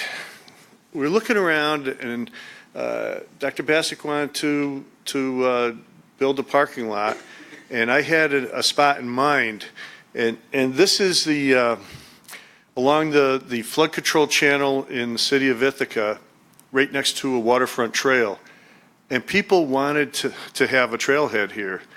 They parked there and accessed the trail, and you can see that it was just so compacted that there was absolutely no infiltration of stormwater. Anything that rained down there eventually ran off into the flood control channel, which has an annual Atlantic landlocked salmon run, brown trout, and steelhead run. So it's an important water body, and all this stuff, the oil drippings and hydraulic fluid and gasoline and everything from the vehicles parked there would run right off into the flood control channel. So I took that site and just excavated it. And Jason has mentioned that's one of the expensive things. Well, we had a backhoe and liked to dig holes. So we dug it out, dug down 30 inches, and when Hurricane Katrina hit, when it came through the Finger Lakes region in upstate New York, by then it was a tropical depression with a lot of rain. And I had the hole open at that point, and there was no cu-structural soil in it yet, and that was our perk test. It filled up and it went down nicely. And so we ended up putting 3 10-inch lifts of cu-structural soil into this big hole and right on the native soil. So we didn't compact the soil underneath it. We just put in 10 inches, compacted it, another 10 inches, and then the final top. And spreading it, Dylan, a grader works well. So it was a real basic, simple design. We dug a hole, we put in cu-structural soil, compacted it, and brought it back up to grade, and then paved on it, directly onto it. And this was a traditional asphalt or non-porous asphalt, and we left an opening there, and that's where the porous asphalt would go in.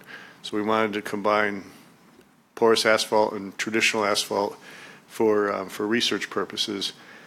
And this was part of a larger research project, right? Susan, involved Virginia Tech, UC Davis, and Cornell maybe, and so it was a national project.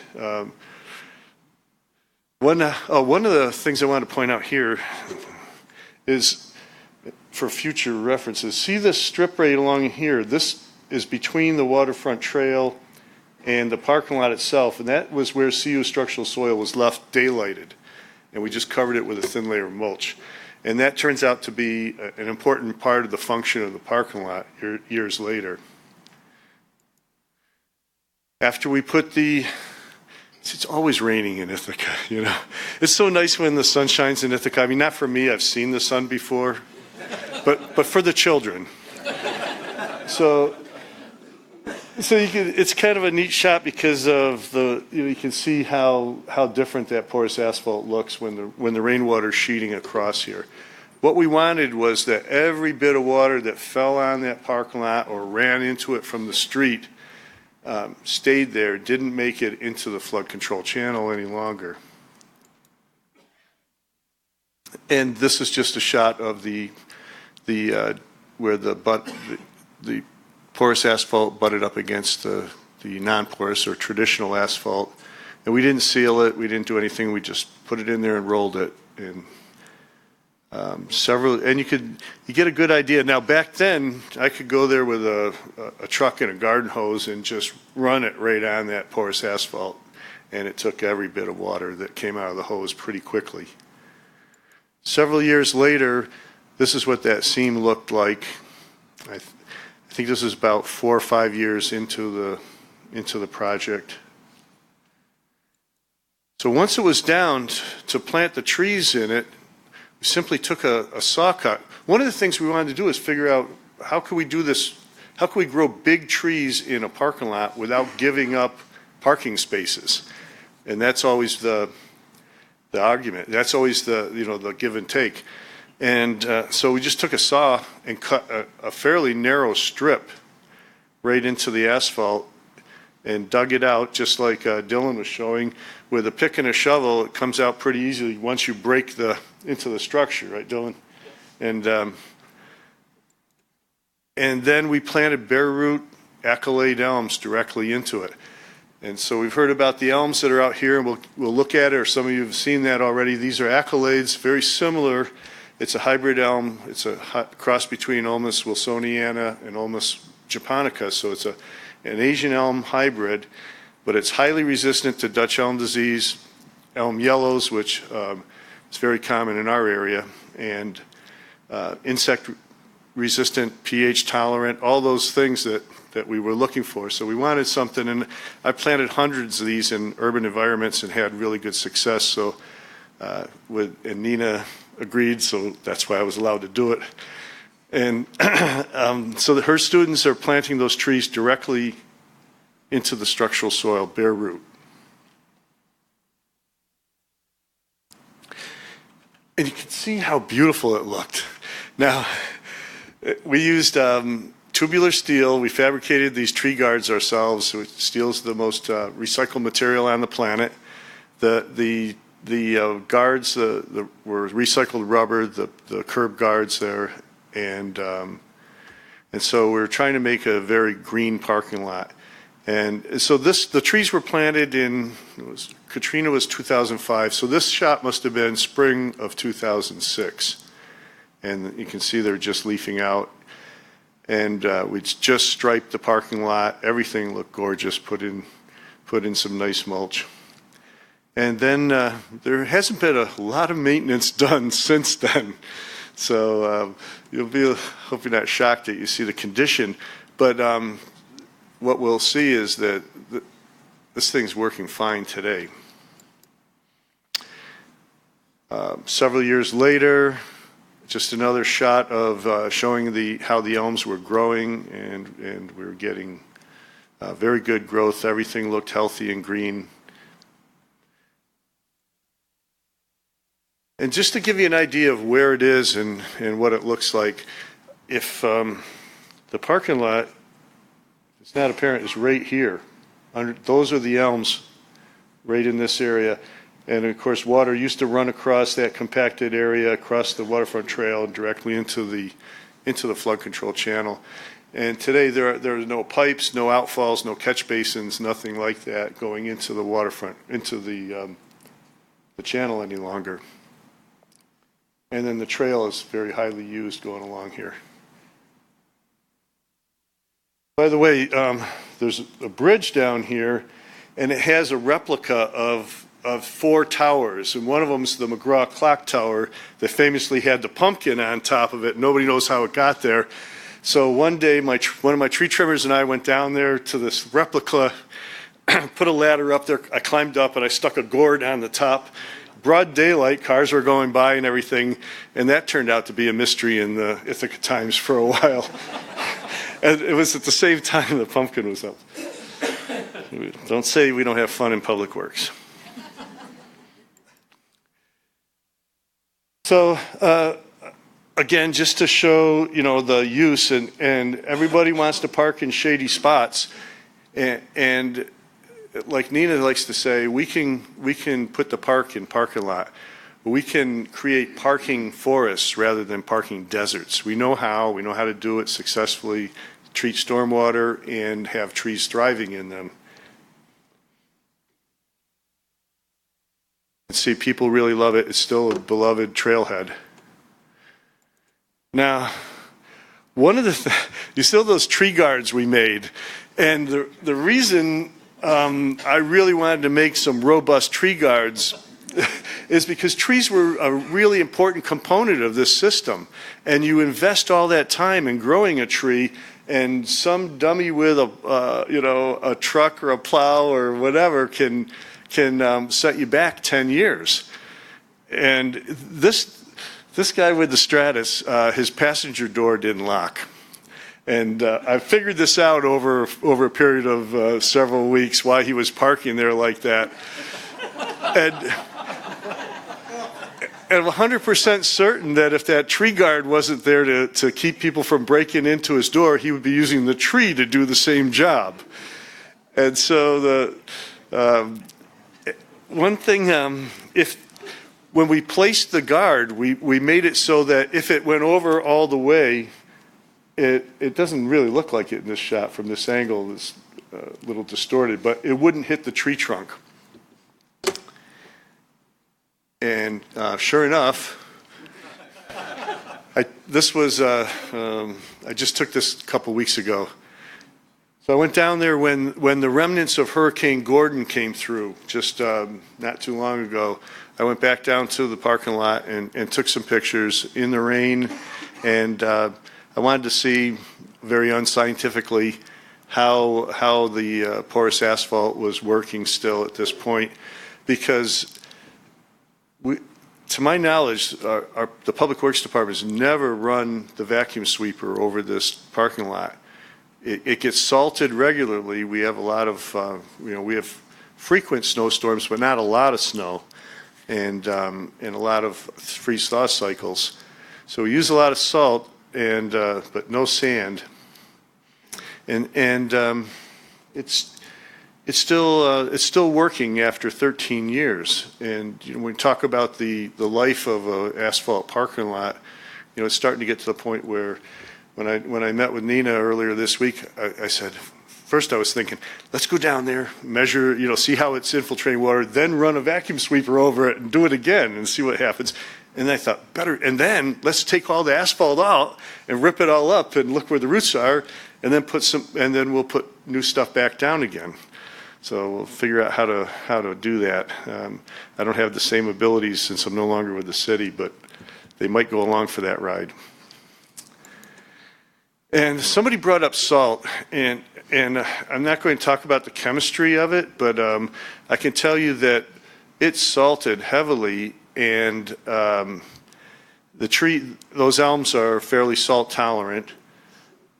The salt, interestingly, in my experience, and again, this is anecdotal more than anything else, but over several years of maintaining this parking lot, I noticed that we had to use a little bit less salt on the porous asphalt than on the traditional asphalt. And that is because we would salt it, and the snow or ice would melt and infiltrate during the daytime when it warmed up on the porous part, whereas on the traditional asphalt, when the sun went down about 4 o'clock, it would refreeze. And so it would need another spot application on the traditional asphalt that wasn't required on the porous asphalt. And actually went down and did a talk to the American Public Works Association winter conference, which was ironically in Charlotte that year, a long time ago, and talked about maintaining this parking lot in the wintertime. And snow storage and salting and sanding were all big parts of that.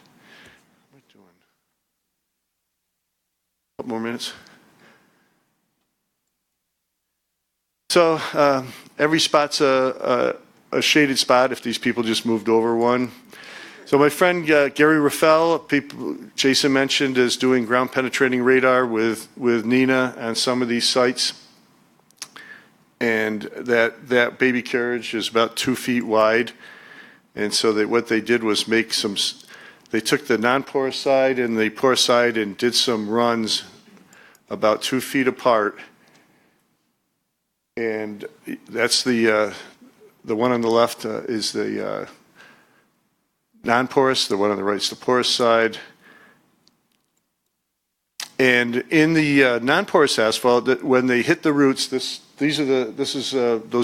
dots indicate where they were hitting roots on the non-porous side. On the porous side, they found a lot more roots.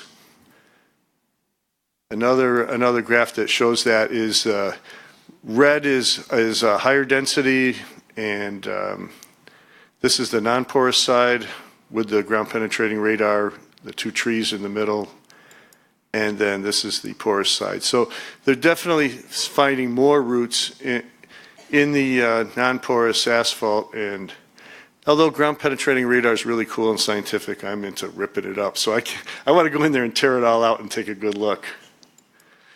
There is some difference in the shoot growth and the trunks. So the trees are definitely performing a little better under the porous asphalt than the non-porous. This was a shot so you get an idea of what the trees look like, the condition of it. This was just a couple weeks ago again. Obviously the things need to be cleaned up.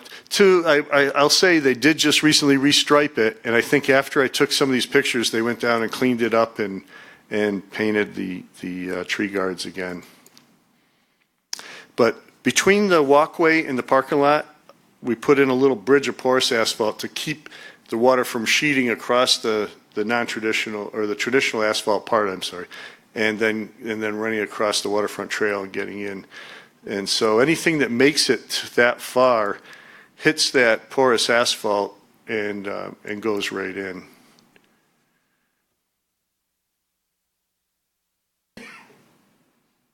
Just a picture of that. This is during the rains from what was left of Hurricane Gordon and the water running off. So that trench that I mentioned earlier is here. So underneath that little bit of weeds and grass and mulch is daylighted structural soil. And so water runs off. Anything that makes it off will go right into there and can't go any further, and then come back in underneath the parking lot.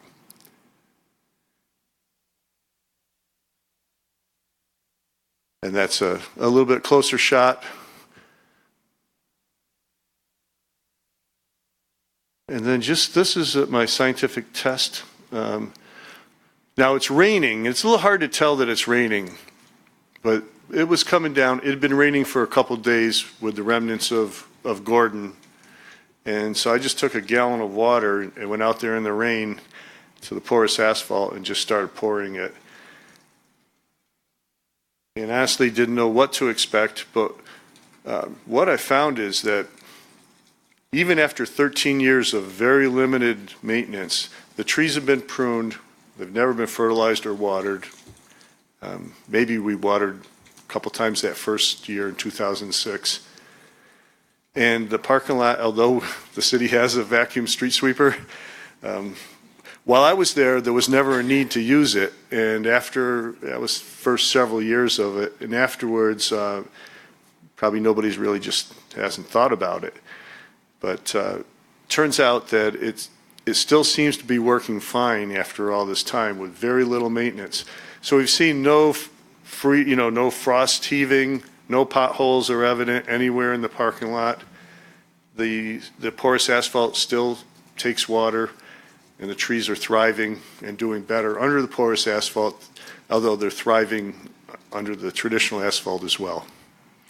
And I think we'll take questions later on with when we have the panel discussion.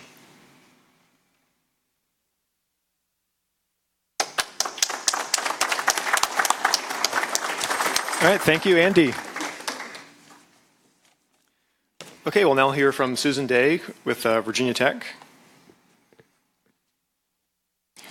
Title of her talk is Combining Stormwater Retention with Trees, Experiences with Structural Soils. Susan Day is Associate Professor of Urban Forestry in the Department of Forest Resources and Environmental Conservation at Virginia Tech in Blacksburg, Virginia. Dr. Day's research focuses on managing urban soils to enhance tree growth and longevity in the context of environmental challenges such as stormwater mitigation and land development impacts on soil-mediated ecosystem services. She helped shape the Sustainable Sites Initiative, crediting system for soils, and has published more than 100 articles and book chapters on urban forests and urban soils. Dr. Day holds a BA from Yale University, an MS from Cornell, and a PhD from Virginia Tech. Please welcome Susan.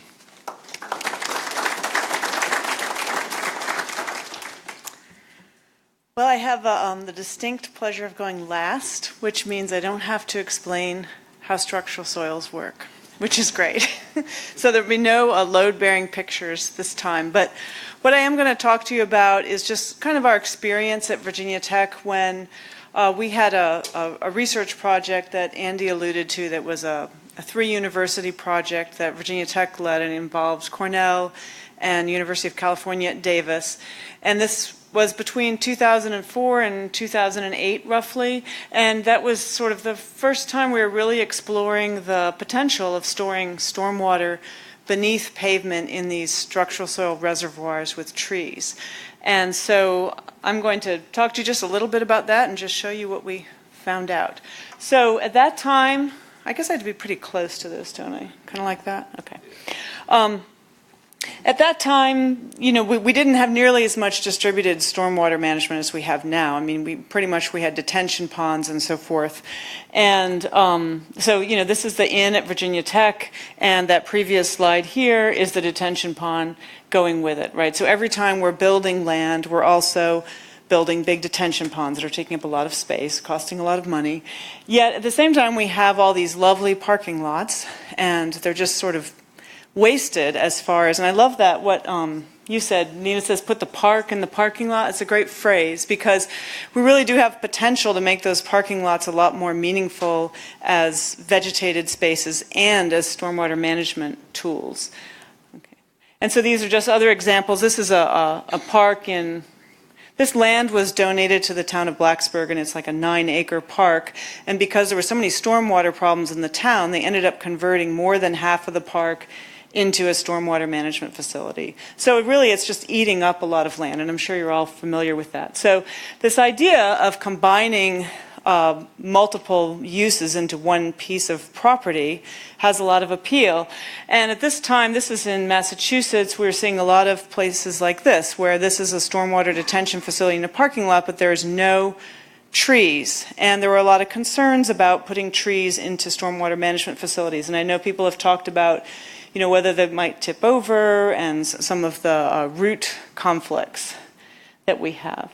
So this picture that you've already seen, this was our concept for how we could have big trees and stormwater management and parking all in the same place. And I'm really motivated by the big trees. I mean, I just love big trees. And as we develop land, we see fewer and fewer of them. They're mostly remnants. We see the new trees going in, not really developing to their full size.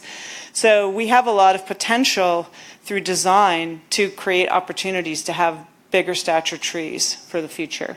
So in this case, you would have those arrows. Those are actually raindrops. Can you see them there? Okay, so those are raindrops, so it's raining. And so as rain comes down, it hits the pavement, and it can go into these open areas. So this is not, in this image, we're assuming this is not porous pavement. And then you have a structural soil reservoir underneath, and then gradually that fills up over time, potentially with stormwater, but not too deep, and then it's going to drain away. Okay, so that's the concept. So what I'm going to talk to you about today are some of our research projects that we did to investigate the feasibility of this kind of system. And there is a website which is indeed functioning on Virginia Tech's website, and that's the URL there at the bottom. Okay, so if you Google urban forestry at Virginia Tech, you'll find the urban forestry website that has a lot of resources about different kinds of projects, and this is one of those sort of sub-websites on stormwater. And if you're interested in this, there's a couple of things that might be of note on this website. In addition to references to publications and so forth, there is a manual. It's about a 70-page manual that we publish at the time to present the research results and also sort of explain the methods, and it has some specifications and whatnot in it. And there's also a presentation, like a downloadable PowerPoint presentation that you can use to explain this concept to somebody. Okay, so we had a number of questions, and we had lots of questions. So I'm just going to take you through some of those questions. First, and I know you've already talked about this, but how much stormwater does structural soil hold? What is its porosity? So we were working with CU soil, but also with a structural soil that used, as instead of gravel, it used Carolina stay-lite, okay, which you might know is an expanded slate product. And so we did test beds of both of these, and we just measured the porosity. So 30% porosity on the CU soil and 34% porosity on the Carolina stay-lite. So this means that pretty much a 2-foot deep bed is going to handle most any storm, okay, that we would see in our area. Okay, so that was one question. How porous is it? Very porous. Okay. The next question we wanted to focus on was, will roots grow in it if it's holding stormwater? So if you have trees and the roots are exploring this reservoir, right? But then if it's filled up with water all the time, trees don't survive in flooded areas. Even really flood-tolerant species, most of them only survive a certain amount of time in truly flooded soil conditions. I mean, there are some highly specialized species that grow in standing water, but most of them don't. Okay, so even something like a green ash or some other bottomland species that are really tolerant of wet soils, they will start to suffer, within a few weeks if they're submerged, okay? And there's lots and lots of data on different species and their tolerance to flooding. There's tons of research on that from the forestry research community. So the question is, if it's holding stormwater, how fast does it need to drain? And will the roots grow in it if it's inundated part of the time, okay? And what do we need to do here, and what's going to happen? So we did some research growing different species in stormwater reservoirs of structural soil where we stimulated different drainage rates. Okay, so we had 4 bottomland tolerant species. So we picked species that will tolerate some inundation. We're not experimenting with like a flowering dogwood or something, or a cherry that's not very tolerant of wet conditions. So we're looking, and we did that because that's really what we're going to be planting in some of these types of sites. Especially if you're using limestone, you have to have pH-tolerant species. And furthermore, we're really looking at the feasibility of this. And we had 3 different drainage regimes. One was where it all drained out in a day. So we filled up these reservoirs and let them drain out in a day. Another one, we filled them up and then we staged the drop in water level over 4 days. And then we had slow drainage where we took 25 days for it to drain. Okay? And we looked at not only how the roots were developing in these systems, but also how trees transpired, okay? And so you know that trees take up water through their roots, right? And they put it back up into the air. And it can be a really, really powerful water extraction tool in urban areas. And so we have another study that a student of mine's working on now with porous pavement over just ordinary soils. And when those roots develop and start to explore the soil, I mean, they're drying it down really very quickly. However, if they are inundated with water, sometimes trees can kind of pause, they sort of shut down their systems. It's like, oh, it's really wet. I think I'm going to wait.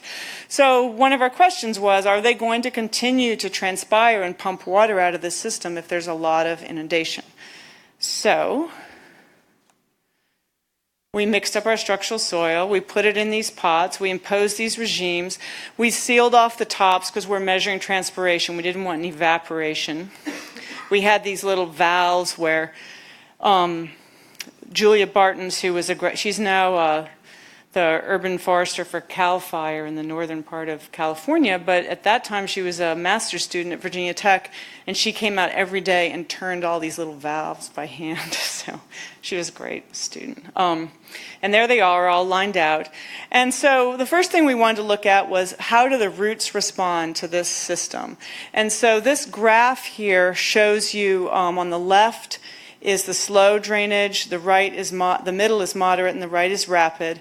And those bars are 3 different species, and they're how deep the roots went under those regimes. So you can see that in the rapid drainage, they're going deeper than in the slow drainage, but they're exploring the system pretty well. But let's look at what they actually looked like. So this is the slow drainage. I think this is the green ash in this picture. And I'll show you a close-up of the trunk of it, but it's developing some morphological characteristics that are for adaptations to lots of water, which I'll show you in a minute. And see how the roots are kind of black, and it's not very well expanded. So the root system is not developing that well. They're surviving, they're growing, but not so great. Okay, this is the moderate drainage, and that's a really nice looking root system. Okay, so it is, there's plenty of moisture in there, and it's a healthy root system and exploring most of the pot. And then here is the rapid drainage. And this has almost like kind of a 2-tiered root system. And I think that's just because of the change in moisture. So, it's like the bottom was wet all the time. We're filling it up and draining it, and filling it up and draining it. And so roots were exploring down there, but then they would get killed off if there was too much inundation. That's why it's a little black down there. Okay, so answer to that question was, yes, they'll grow in there really well. And our sort of judgment call on looking at the data across the different species was that you would want to design your reservoir to drain down within 2 days. And that's actually in line with other studies that relate to root pathogens and things of that nature. So it's probably a reasonable estimate of what you'd want your drawdown time to be. Now, roots grew really well, and they grow quickly and easily in these soils. And this is a picture of the green ash system. This tree actually broke off in the experiment, like a windstorm came through and it snapped. And so this gave us the opportunity to yank it out of the pot. And so in the Carolina stay-lite, to yank it out of the pot, you just lift it. Like comes right out, okay, because it's a very lightweight aggregate. With the CU soil, you can't do that. That stuff is really locked in place, and it's very heavy, and so it seems to be potentially more stable. But I don't know, Jason. There are a number of studies about tipping, aren't there? So there's been no difference seen between them once they get mature. Yeah. So the roots are really getting in there, and exploring the whole area. Okay, this is a close-up of the green ash tree, and I want you to notice those little white things that are there. Those are what are called hypertrophied lenticels. So lenticels are little structures on the bark of trees, and you see them, that's what makes the little white dashes on cherry tree bark, okay? And those are actually gas exchange portals in the tree trunk.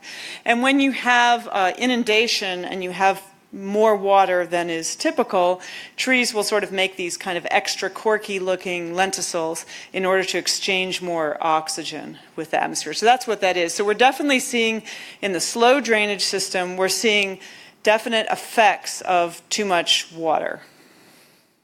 Okay, so another question we asked was, will trees continue to transpire at normal rates under these conditions? So if we're going to be sort of counting on part of the water balance being trees are extracting water, are they going to keep doing it when you have this unusual water regime and soil conditions? And so we also did quite a lot of studies. That's my husband, Roger Harris, who's actually like wandering around across the street somewhere. He drove me here. He'll be back. But anyway, he's measuring transpiration in this picture with a porometer. And so we monitored transpiration over all the different regimes and for some amount of time. And I'm not going to go into the details of the data. There is a paper published on it if you're interested in it. But essentially, transpiration rate was all within the normal range. So transpiration is occurring as you might hope. So that was a good sign. Another question, and I think this really ties into the rate of drainage. Okay, so when you say, all right, I'm going to excavate this pit, then I'm going to put this structural soil in it, and how fast is it going to drain? Okay, so you can do the Hurricane Katrina perk test, which is recommended, right? Just call up your hurricane, get your perk test going. But it's going to change over time, right? And so you might have, various types of drains you might put under there, and then you might say, okay, well, drains are good, but roots and drains aren't always best friends, and what's going to happen? So we looked at a couple of questions relating to that. And so one of them was the idea of, will the roots grow out of that structural soil reservoir and into the subgrade and penetrate it? And if they do, will that change the drainage rate? Okay, and so we did a couple of different experiments looking at that. And one of them was we rigged up these very complicated pots, and I'll show you a picture of them in a minute. And we grew a coarse-rooted and a fibrous-rooted species. Okay, so these are the coarse roots. This is a black oak. We also had some maples and ashes.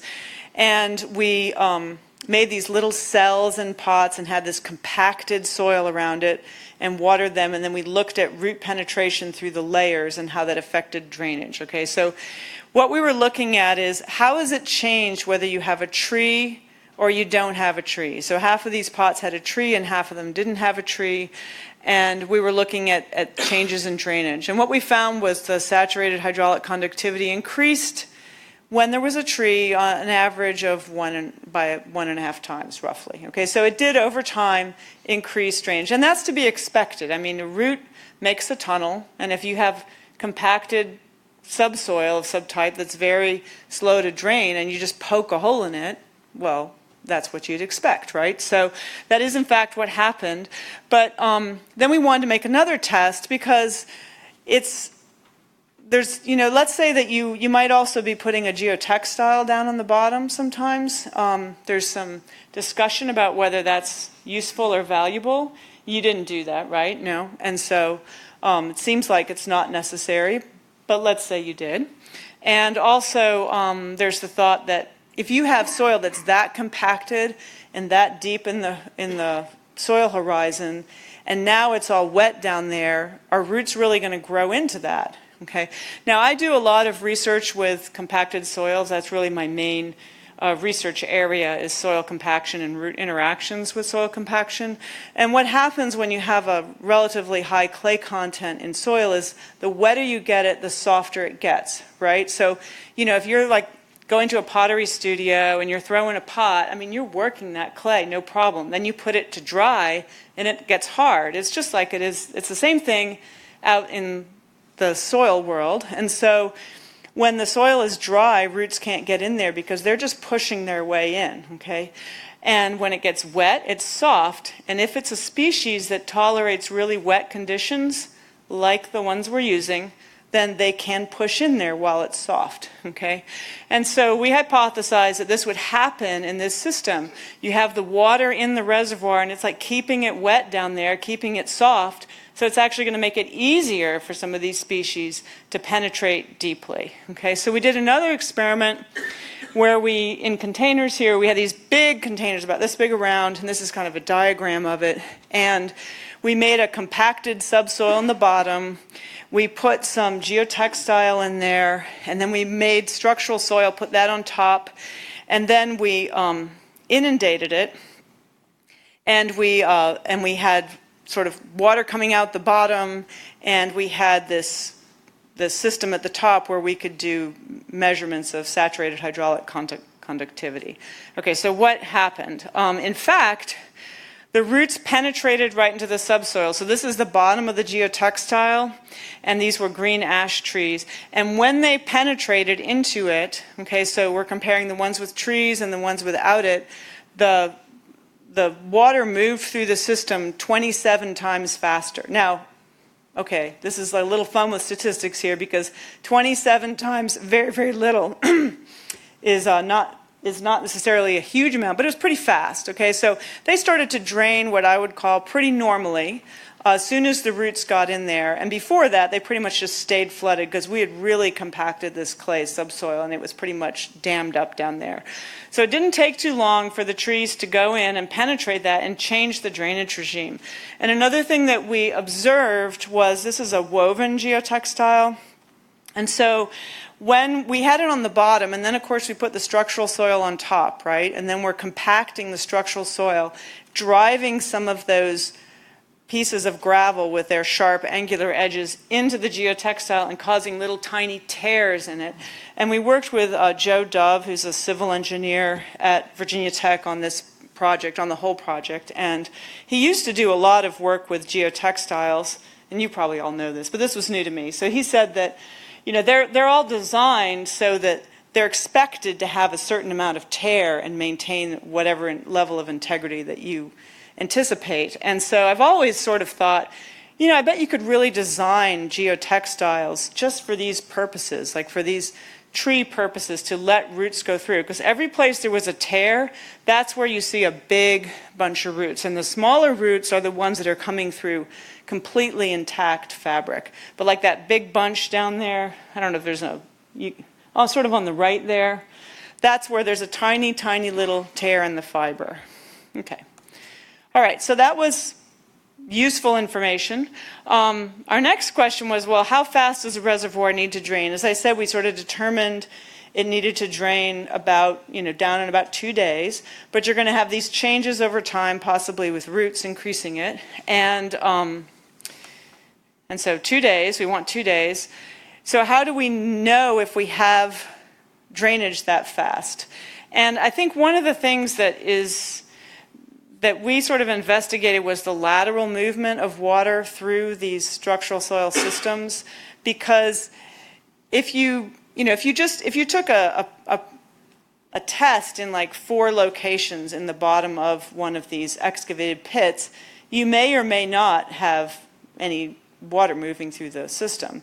It just depends on where you are. But if you integrate the entire excavated bed, that gives you a better sense of where the water's going to go, because the water will move around it like a bathtub. It moves very, very fast.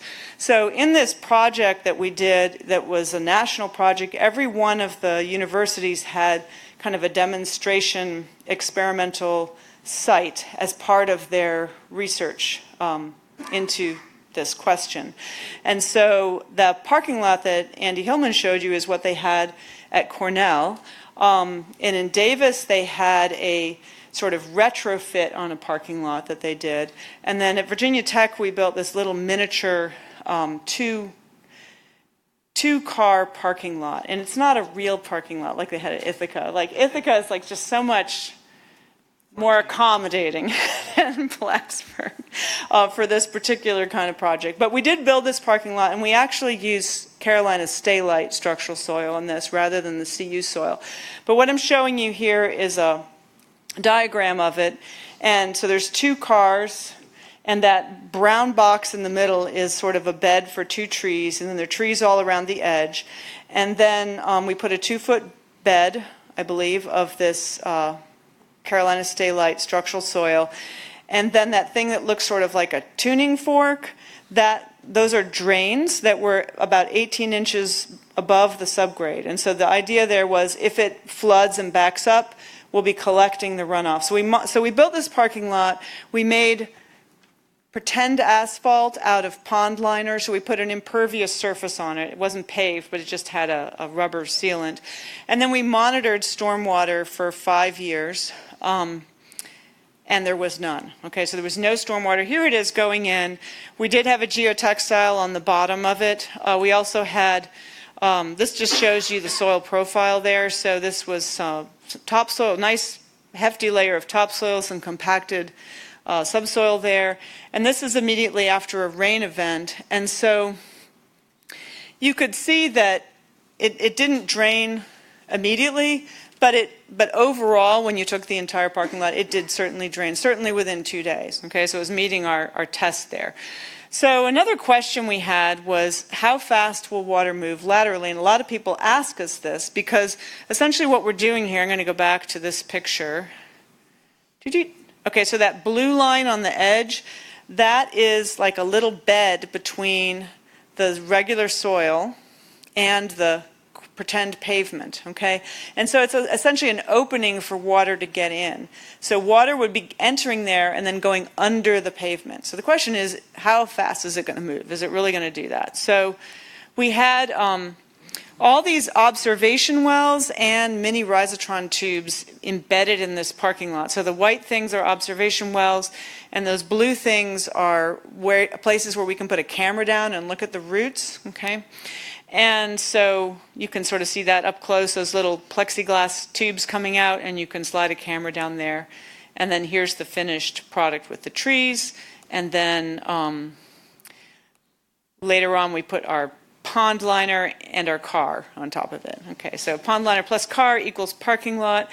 And so what we did was we just took a hose and we put it in one of those, in one corner of the parking lot, and we just put it on full blast. And then we got down there in the other corner looking at the observation wells, and we did this a few times and just said, how long does the water take to get here?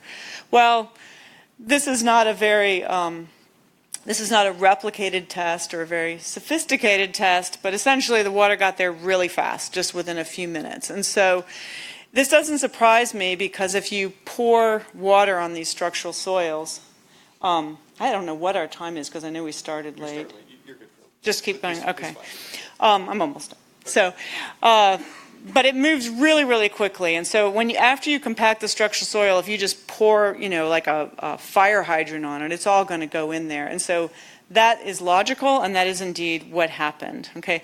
These trees continued to grow, and they grew and grew and grew, and they grew into some power lines because of where we had to put it. And so we have just cut them down recently because they were too big. Okay, so they grow very successfully, even these ones in the interior that were completely surrounded by structural soil. Now, one of the things we found in Virginia, which was different from New York, is that New York has less rainfall than Virginia, or Ithaca does, but it also doesn't have the evaporative demand that we have. And we found that establishing trees directly in structural soil requires a little more attention than it does in Ithaca. It seems like in Ithaca, you just stick them in there and then you just wave, right? Is that kind of how it goes? Okay, you wave to them, you say, see you next year, deferred maintenance, blah, blah, blah, and they're fine, right? But here, you do have to water them because it is a little droughty, when it's hot and dry. So we had, in the middle, if you remember when we were putting that parking lot in, we had kind of natural soil in the planting bed and the structural soil all around it. All right, so another question that's come up is, can you do this on a slope? All right, so that's all nice when you have a nice flat site, which you probably will for a parking lot. But we also tried this on a road. And so we worked on an access road, and this is just a drawing of the road. You see it's going up a hill there. And we worked with Joe Dove to develop a system to try to direct the stormwater under the pavement and then prevent any issues with hydrostatic pressure building up at the bottom of the hill and busting up the pavement, okay? And so what we did in this case, and I wish I had a picture of this road now because half of the road is structural soil and the other half is conventional. And the structural soil side looks gorgeous. It's like beautiful, smooth asphalt, and the conventional side's all like rutted and bumpy. I'll have to go back and get a picture of it. But anyway, he designed these things called a diversion mound, and essentially it's like a little 12-inch high mound of soil that the water is going to come in, and as it's going down the hill, it will hit this mound and then go around it, and that will direct it into the interior of the road, essentially underneath the road, okay? And then there's a series of pipes there to allow it to be shunted off at the bottom to avoid pressure building up. And so here's a sort of view of it. So those blue things are these diversion mounds, and the CU soil, in this case, is in between those pieces. And this is it going in. I'm going to show you. So there's the diversion mound in place. This is like half of an access road, and that's what that is, okay? And here's the geotextile going in, and you can see it lumping over the mounds. Then we mixed up the structural soil. We put it in. We compacted it really nicely. It compacts beautifully. It makes a really great roadbed, okay? And there it is all done, and then later on it was paved, okay? And so this system seemed to work well. I mean, this was a demonstration site. We weren't doing replicated research on this, but this diversion mound system seems to have worked. There hasn't been any problems with the integrity of that road, and it's been there about 10 years now. These are pictures of the lot in Ithaca, which I will just breeze through since we already discussed that. And then I'm going to go on to our last question and topic. So this was some of the research they did at Davis. At Davis, they looked at pollutant removal with structural soils. And so they collected Dr. Qingfu Zhao, who's a researcher there in the Department of Land and Water, I think, at University of California in Davis, collected first flush runoff out in the street. So this is his setup for collecting it, and I don't know what you do. Like, you go up there and just like crawl down the storm drain and hold your bucket, or maybe you hang it down there. But anyway, he collected it in buckets, put it in these nice little water bottles, and then ran it through these columns of structural soil. And he was looking at different types of structural soil. And I won't go into the details of this research, but just to, I mean, you're not going to be able to read this table, but what I just want you to notice here is those numbers are percents removal of different elements. So you see nitrogen and ammonium and nitrate and so forth, phosphorus and potassium, zinc, and so forth. And so what he found in a nutshell was that it removes these things extremely well, okay, the structural soil. As your runoff's moving through the column, it essentially absorbed most of those things. But when you kept repeating it and repeating it and repeating it, it got saturated, this sites got saturated with the nutrients, and then the retention was somewhat less than that. But it was still fairly good. So I think this is the single storm event. And if you're interested in this, in the manual, I believe there's some of these data in that manual that's on the website if you're interested in more details on the nutrient removal. Okay, and so one last thing I'd like to say, this was all the people involved in this research project. It was sponsored by the U.S. Forest Service. Some people had asked about cost, and cost is really highly variable. So I'll tell you, when we built that road with the diversion mounds in Blacksburg, it cost us a few $1,000s, and that's all it cost. Now, it's probably the absolute cheapest you could ever do this. So because we were supervising it ourselves, and we hired an engineering firm to test the compaction, and we hired an excavator and someone to mix the structural soil. We obtained the gravel locally. our hydrogel we had donated, so we didn't pay for the hydrogel, and then we used soil that was on site, okay? And so it was very inexpensive, and but that's probably the cheapest it could be, and it is all going to depend on your local conditions. So I think it's hard to answer that question because it's really going to depend on what your material sources are and what kind of expertise you have and what the going market is for an equipment, market rate for an equipment operator and so forth. And so that's all I have, and I hope that gave you a good overview of our experiences at Virginia Tech. And thank you very much.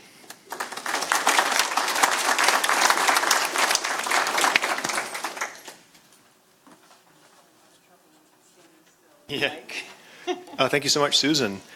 So we'll conclude the program today with a panel discussion. So we'll all sit with our microphones and answer any questions that you might have for the group. And I think Lauren might have some questions that have come across the webinar online. So if you want to start with some of those. Sure. We only have one that's come through online right now. But from Meredith, we have a question. Are there any good RFQ examples available to help municipalities build out structural soil installation projects?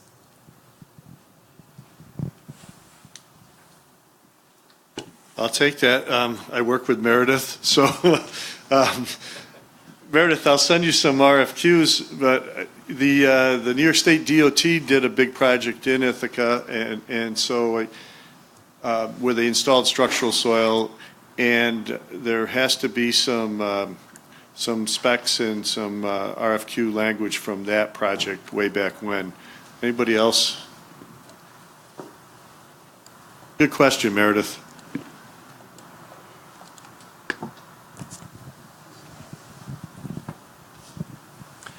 My question is, for a lot of the engineers in the audience, we want to use this for stormwater quantity control, and we need data that says what's the long-term pore space available for detention.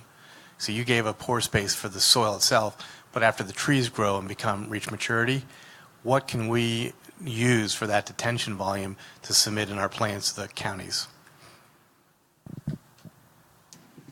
That's a good question. So I actually, so when roots are growing in the soil, they're taking up space, but probably more importantly, they're growing and dying. So like some of the fine roots, they really might only persist 2, 3, 4, 6, 8, 10 weeks, something like that. And certainly every year there's a lot of root turnover. So one thing I would expect you would see, and probably you can back this up because you've excavated in Jason a lot of structural soil sites, is I would expect to see organic matter accumulating to some degree in the structural soil potentially. But as far as the roots themselves, like taking up space, the volume of space taken up by the roots is probably not going to have that much effect on the stormwater volume. I would not expect it to. I mean, I imagine you could make some calculations to that effect, right? But I really wouldn't expect it to change very much. So if we're looking at like 30, 25 to 35% porosity. I mean, if you said you're going to have 20% porosity, I think that you'd be completely safe on that call. That would be my judgment. I don't know. Someone else want to add to that? Yes, or? Yeah, I agree with Susan. And if you want to see some cool excavations that actually show the roots, go to the Cornell's Urban Horticulture Institute website, and there are 3 videos on there about CU soil. 2 of them are actual excavations. One's a partial excavation of a site that had been in for 5 years. Another was a complete excavation of a couple of London plane trees that have been growing in CU soil for quite a while. And the roots, it's interesting how, first of all, the roots tend to grow down deep, in my experience, away from the hardscape and away from the surface. And so what Jason taught me a long time ago was right about how the radial pressure gets spread out and the hardscape is not damaged as readily when the roots are further away. You saw that shot where the roots were painted white, and that again was in Ithaca.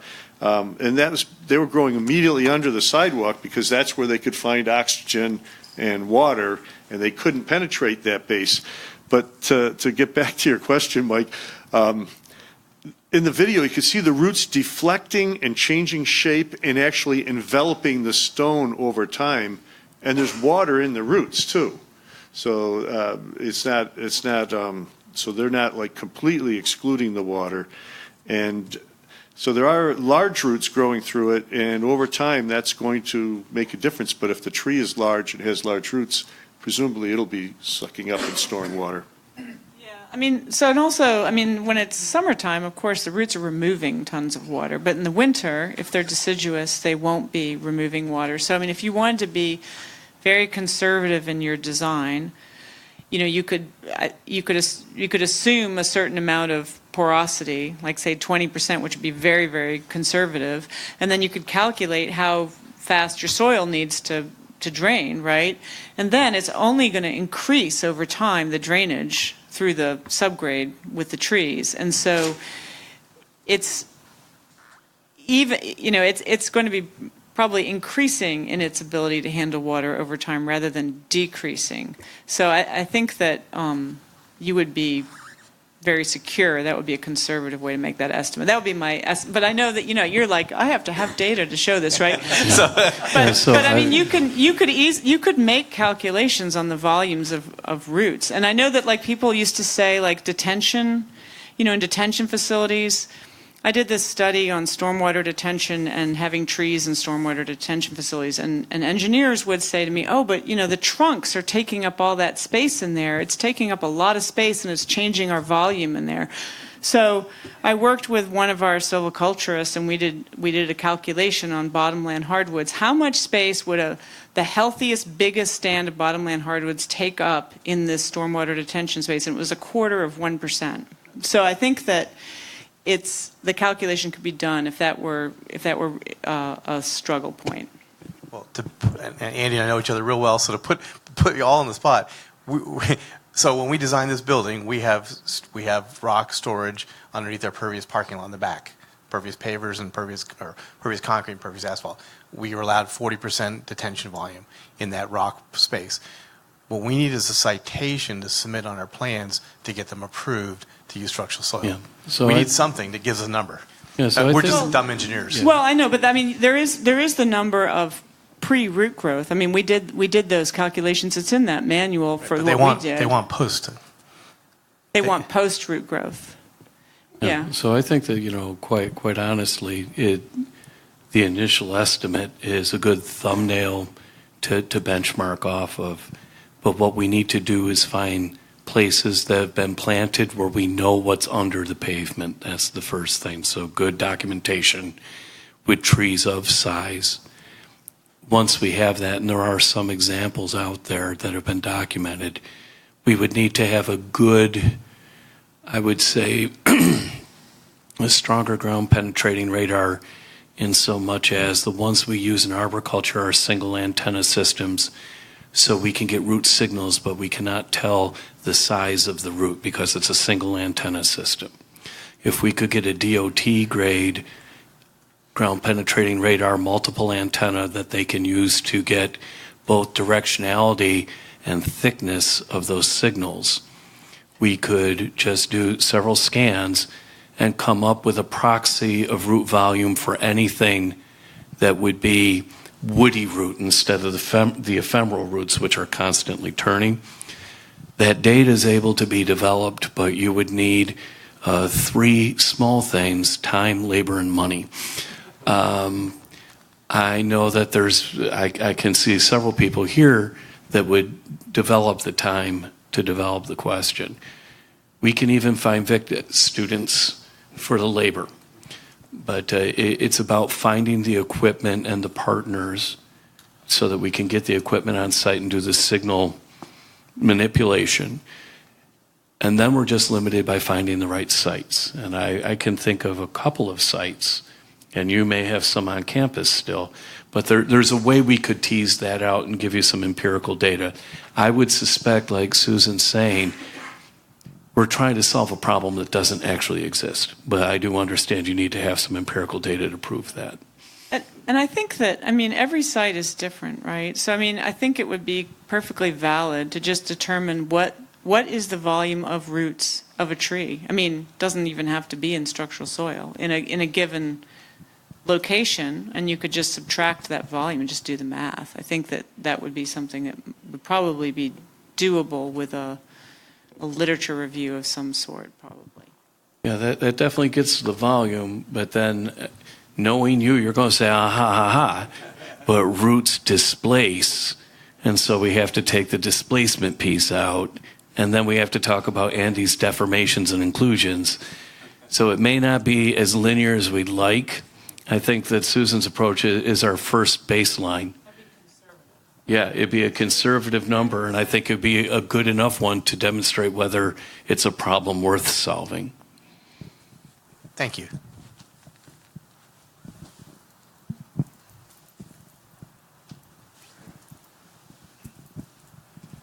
30 years ago, I put together a demonstration area here in Prince William County for porous asphalt, a half acre of porous asphalt and a half acre of, and I don't know where that, I haven't looked at it in a number of years. It was still intact a number of years ago. One of the things in the real world that I ran into was the propensity of contractors to bid on work that was somewhat unknown, meaning they've never put down this material before, they don't want to warrant it. And I think you just hit on the point that we have to have empirical data out there to, like Mike's question, to answer those questions, to be able to make this thing sellable in the marketplace so that we can have more trees in parking lots, you know, all those different things. So that's one of the problems I've seen and I perceive with this product is that there's not enough empirical data out there right now to, I guess, satisfy everybody, satisfy the regulators, the people that, you know, allow you to do whatever in the, you know, government to install one of these facilities. I guess that wasn't a question. No, it is a fair comment, but the European Union has an entire working group on optimizing these across all the different countries in Europe. They're working on this in Australia, and interestingly enough, they found the same transpiration demand information that you found in Virginia versus what we found at Cornell. So there is a regionality to that. I think there's a lot of empirical data out there. Organizing it is the problem because we all use slightly different terms. We like using compaction standards, standard peak densities versus penetration resistance, which is more in other areas. There is data out there. This stuff is installed all around the world, and it's working. The question is, how much data is enough data if you're suspect just walking into it? And I guess my question to you is, exactly how much do we have to show for somebody to be convinced? We've gone into construction on much less evidence on many other parts of our gray infrastructure. Yeah, I guess there is a lot of data. I mean, it may not be exactly what in the form that you want it, but I think that there is a lot of data out there. And also, there's also a lot of opportunity to kind of have, you know, backup systems in place. So like when we did our parking lot, we monitored the runoff. There never was any runoff, like no runoff ever came off the parking lot, you know. So I think that you might be able to have opportunities to install it and say like, okay, maybe you're not going to get 40% storage credit, but let's say you could get less than that. Well, if you have it under an entire parking lot, it gives you a lot more space. And so there's opportunities to do that. And then also I know, you know, in green infrastructure, in some areas there's been some interest in kind of spurring innovation. So they've been trying to let people push a little bit the boundaries of, we're not sure exactly how this is going to work, but we have a really good idea how it's going to work, and we have a backup plan if it if there's any problem. And I think the more we do that, the more you'll have opportunities to try things. I do think the contractor issue is significant. I mean, every time you do something that's different, it requires more time, more communication, more oversight, more maybe enforcement of contracts, and it just takes time for these things to become something that people are comfortable with, I think. We've had a few more come in online. There's a question from Riley. Can anyone speak to any findings regarding urban trees and the use of structural soils to increase the average lifespan of urban trees that are often shortened as a result of urban conditions, i.e. additional pollution? Oh, very limited data. The first piece we have to accept is that the common field knowledge of the lifespan of an urban tree is itself under question and argument. Many of us are very aware of rather large trees in our cities. I think that there's an entire working group nationally just looking at tree longevity and trying to come up with better numbers. As far as in these systems, the oldest systems out there are 20 years. So we're a little bit young to talk about anything beyond 20 years. But we have multiple projects, multiple being less than 10, that are over 20 years at this point, and they have high survivorship. And in the one project that we looked at in New York City that we continue to monitor, the trees in the sidewalks had a higher survivorship than the trees in the tree lawn because you do not mow sidewalks. And we found a lot of maintenance damage in the tree lawn that we did not incur in the sidewalk.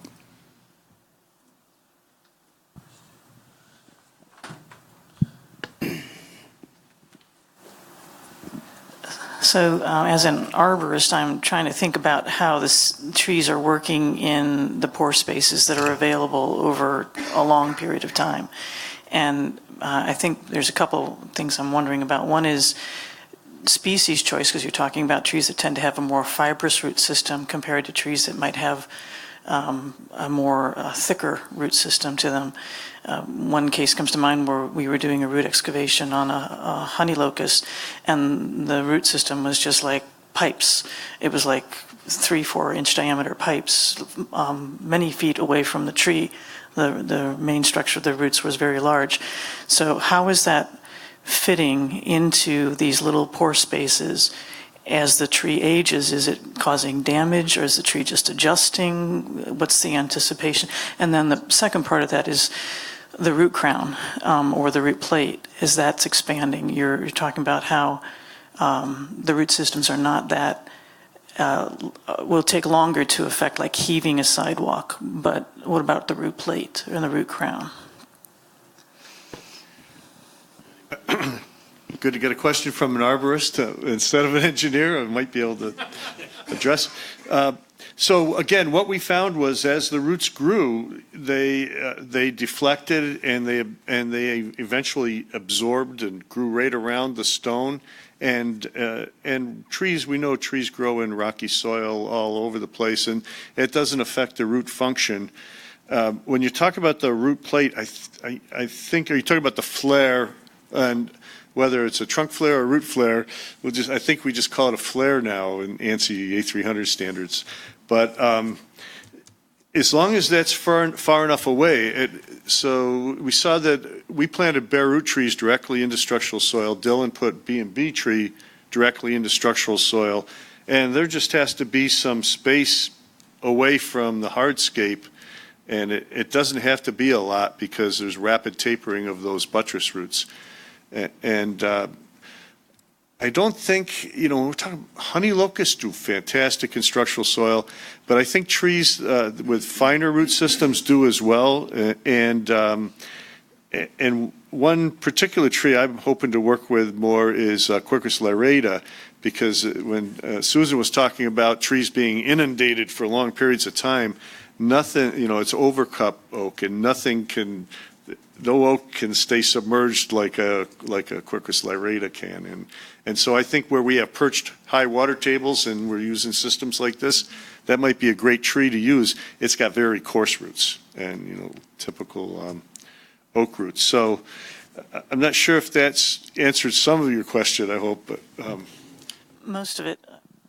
I think that the flare, the root flare, I mean, one of the mistakes that we make in urban design is we don't really visualize the ultimate desired size of a tree.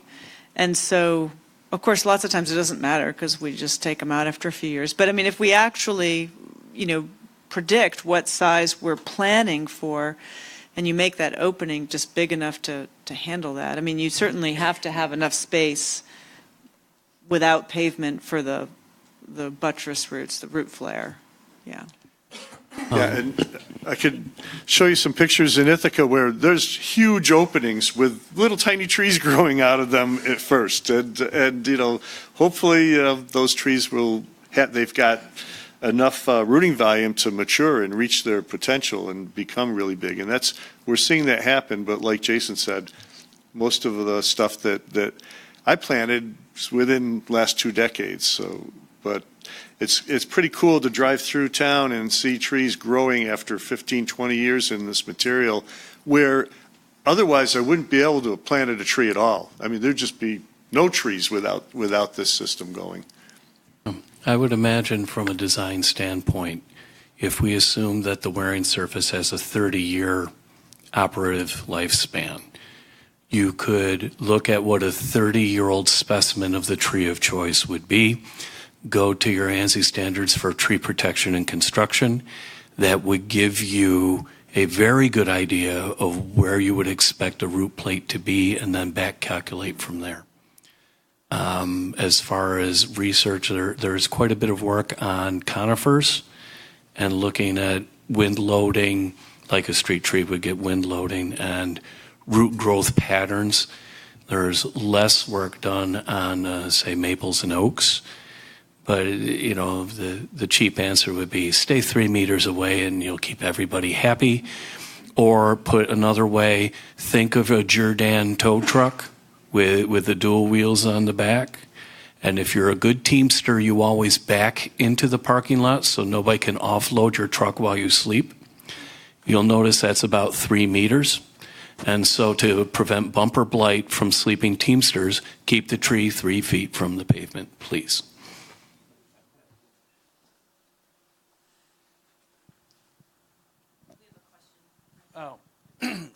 Oftentimes we have applications where we have to provide soil panels, but because of horizontal constraints like travel lanes, curb and gutters, and sidewalks, it's required to perhaps specify structural cells in order to have a continuous root zone.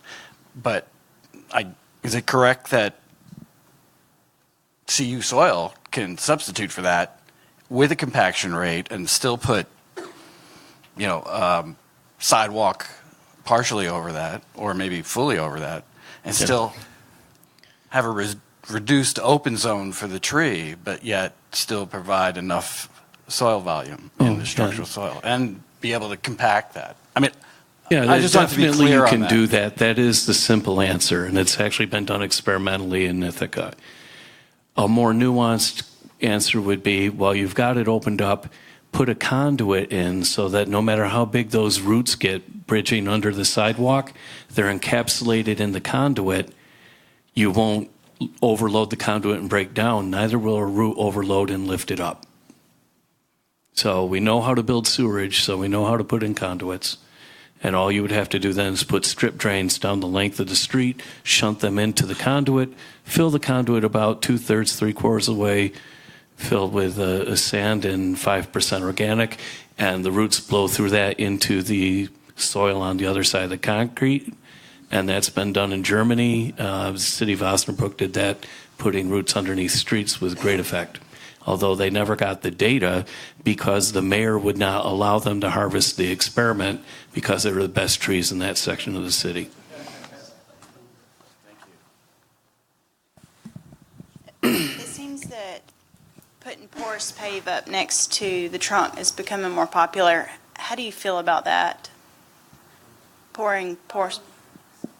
You're asking about like sort of using something like flexi-pave? You're asking about using something like flexi-pave or sort of like instead of a tree grate, you mean paving right up to the trunk? What you talking about? Yeah, sure. Well, I've seen it, and obviously it's going to have to be cut away as a tree grows. I don't see it as a huge problem. I don't like the way it looks. I've seen it, with actual pavement like concrete and asphalt, people doing the same exact thing.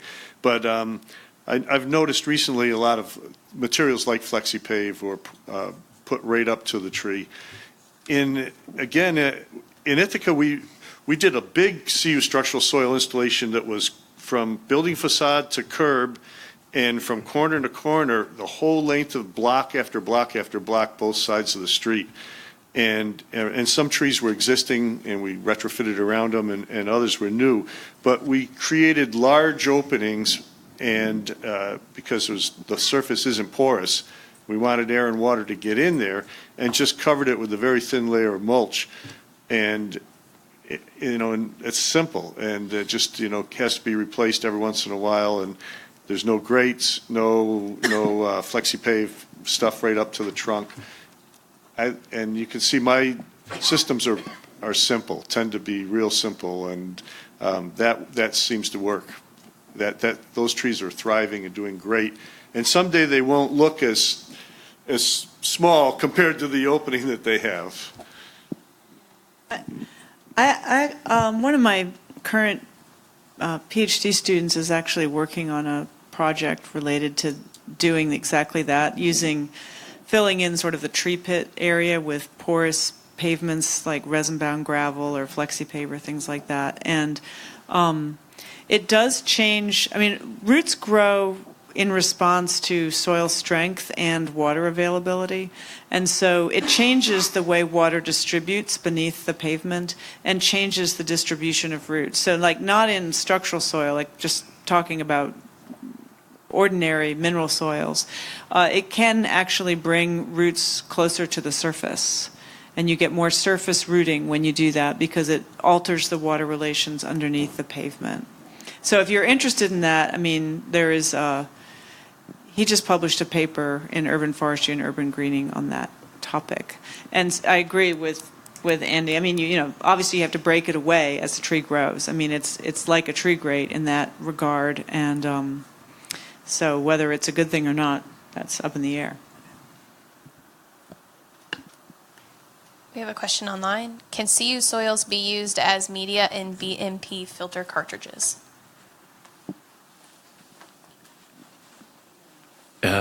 Can we define a BMP filter cartridge? The answer then is no, according to the audience. Okay, we have one more. How do you keep the CU soil dry during blending, transport, and construction? It would seem the gel, quote, would take up water from the atmosphere and adjacent soils. Are there any concerns with the acrylamide copolymer present in the hydrogel leaching into the environment? Oh, those are good questions. Yeah, let me start and tag team with Jason on this one. But we stockpiled large amounts of this, so we'd mix up on a flat area like in a parking lot that wasn't being used or something, and make a huge batch. And we were using a loader and blending it that way. The larger batch we used, the better the result was. It was more homogeneous. But if it rained and the surface got washed a little bit, it wasn't a problem. We would just go in and stir it before we hauled any out of there. It was stored outdoors, usually just under a tarp. There's no problem that I could see. We often encourage water in the system. The whole point of using the hydrogel as a binder is when it starts sorbing water, it gets sticky. We're using it like a tackifying agent, much as you would in hydroseeding, using a tackifying agent to hold something to a slope. When we talk about the risk of an acrylamide,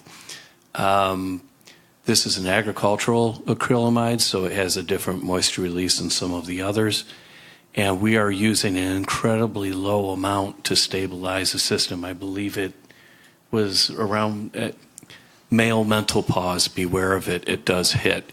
But I want to think that we can look that up, but it was somewhere in the range of 5 pounds per ton of stone. It's a very, very low percentage into the environment. You would get more acrylamide in a box of Pampers at this point than what you would get in 2 tons of material.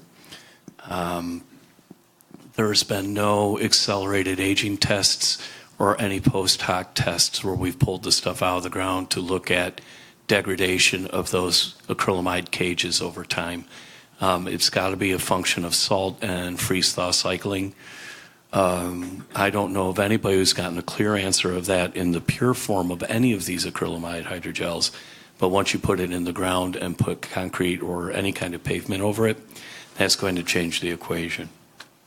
So Jason, I have a question. Would there be nitrogen in the acrylamide? Is that what might?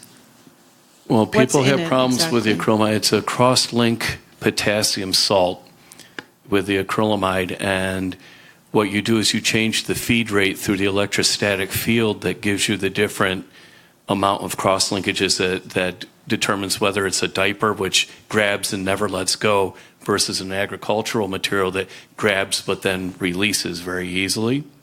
And then it goes to grind size, and most of your better hydrogels are very large chunks and no dust. You want to avoid dust in these things. And dust is the stuff that I think that people have a bigger issue with.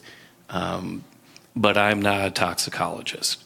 I'm just a tree geek who likes to use loud pieces of machinery and pound on rocks with hammers. But quite honestly, we're talking a very, very small amount. And if we're going to have that risk argument, we have to really look at the dosing. And then also the risk of it getting in if it's sealed in a concrete pavement system. So would those column tests answer that question? I don't know. Yeah, I'm not sure because they could go 15 years before we see a functional breakdown.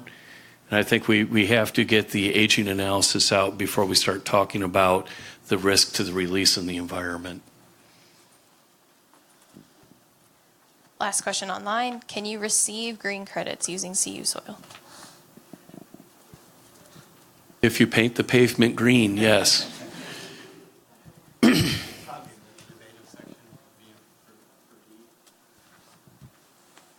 Just my guess is you have to apply for it. There's an innovative section, the LEED crediting system. So like for this building, when we did LEED Gold, a lot of our stormwater management, there was no criteria that met all the things we're doing. So there's an innovative section where you can propose to get credit. And in sites, they also have that innovative section, and then also it's outcome based. Sites is, if that's what you're looking at, and so if you can handle the stormwater, you can get credits. So.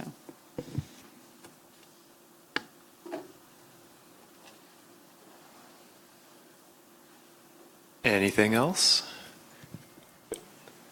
Since there's no other questions, one quick one for Andy and Jason. To put the pumpkin on the top of McGraw-Hill Tower, there's a little trap door above the chimes. You did it. But none of us can fit anymore. It's very tiny. But you just have to wait till the chime master leaves, then you climb up the little lattice there. It's for maintenance. So we solved that mystery for all time. I may sleep better at night now. Thank you. All right, so I think we'll leave it at that. Thank you, everyone, for staying a little bit late for the great panel discussion. Thanks again to all of our speakers and panelists. One thing. Mike, do you want to give any closing remarks? Well, okay. On the spot. I'll just say thank you for coming, number one. As I mentioned earlier, in 1996, I saw this being used at the Whole Plaza on campus, and I couldn't figure out why we would do dirty rocks. But I've wanted to do this. We built this building in 2005. We made it a demonstration project of all different LID techniques. So walk around the green roof, the rain garden, 3 kinds of pervious pavement systems, solar panels, trying to think what else. Oh, cisterns for irrigation, cisterns for toilets. But we, at the time, couldn't find a producer for the CU structural soil. So luckily now there's a producer here, Luckstone, that is approved and can distribute it. And I was frustrated it's still not being used much, so I figured before I go and retire a little bit, we're going to build some so people can come see it. So hopefully we'll be monitoring it more and learning, and ideally getting people in the local government and the private sector to work together and do some more innovative things. So, and then hopefully we can have fun, enjoy, and talk about it. And I heard there's whiskey tonight. I don't drink much, but. Yeah, so if everyone's interested, we're having a reception out back. Like Mike said, we'll have alcohol and some food, and we'll get to see the patio. So feel free to head out back. We'll have building tours going on if anyone's interested. And that as well, just grab one of the tour guides and let them know, and they'll walk you around. So if everyone wants to head out, let's go. And then just a final thank you to those who've worked for months behind the scenes to get this together. So Lauren Longest and Amy Connolly and Karn Ford did a great job putting this all together. And we'll see you out back. Thank you. And thank you, Chris. He didn't mention he had a lot to do with it, too.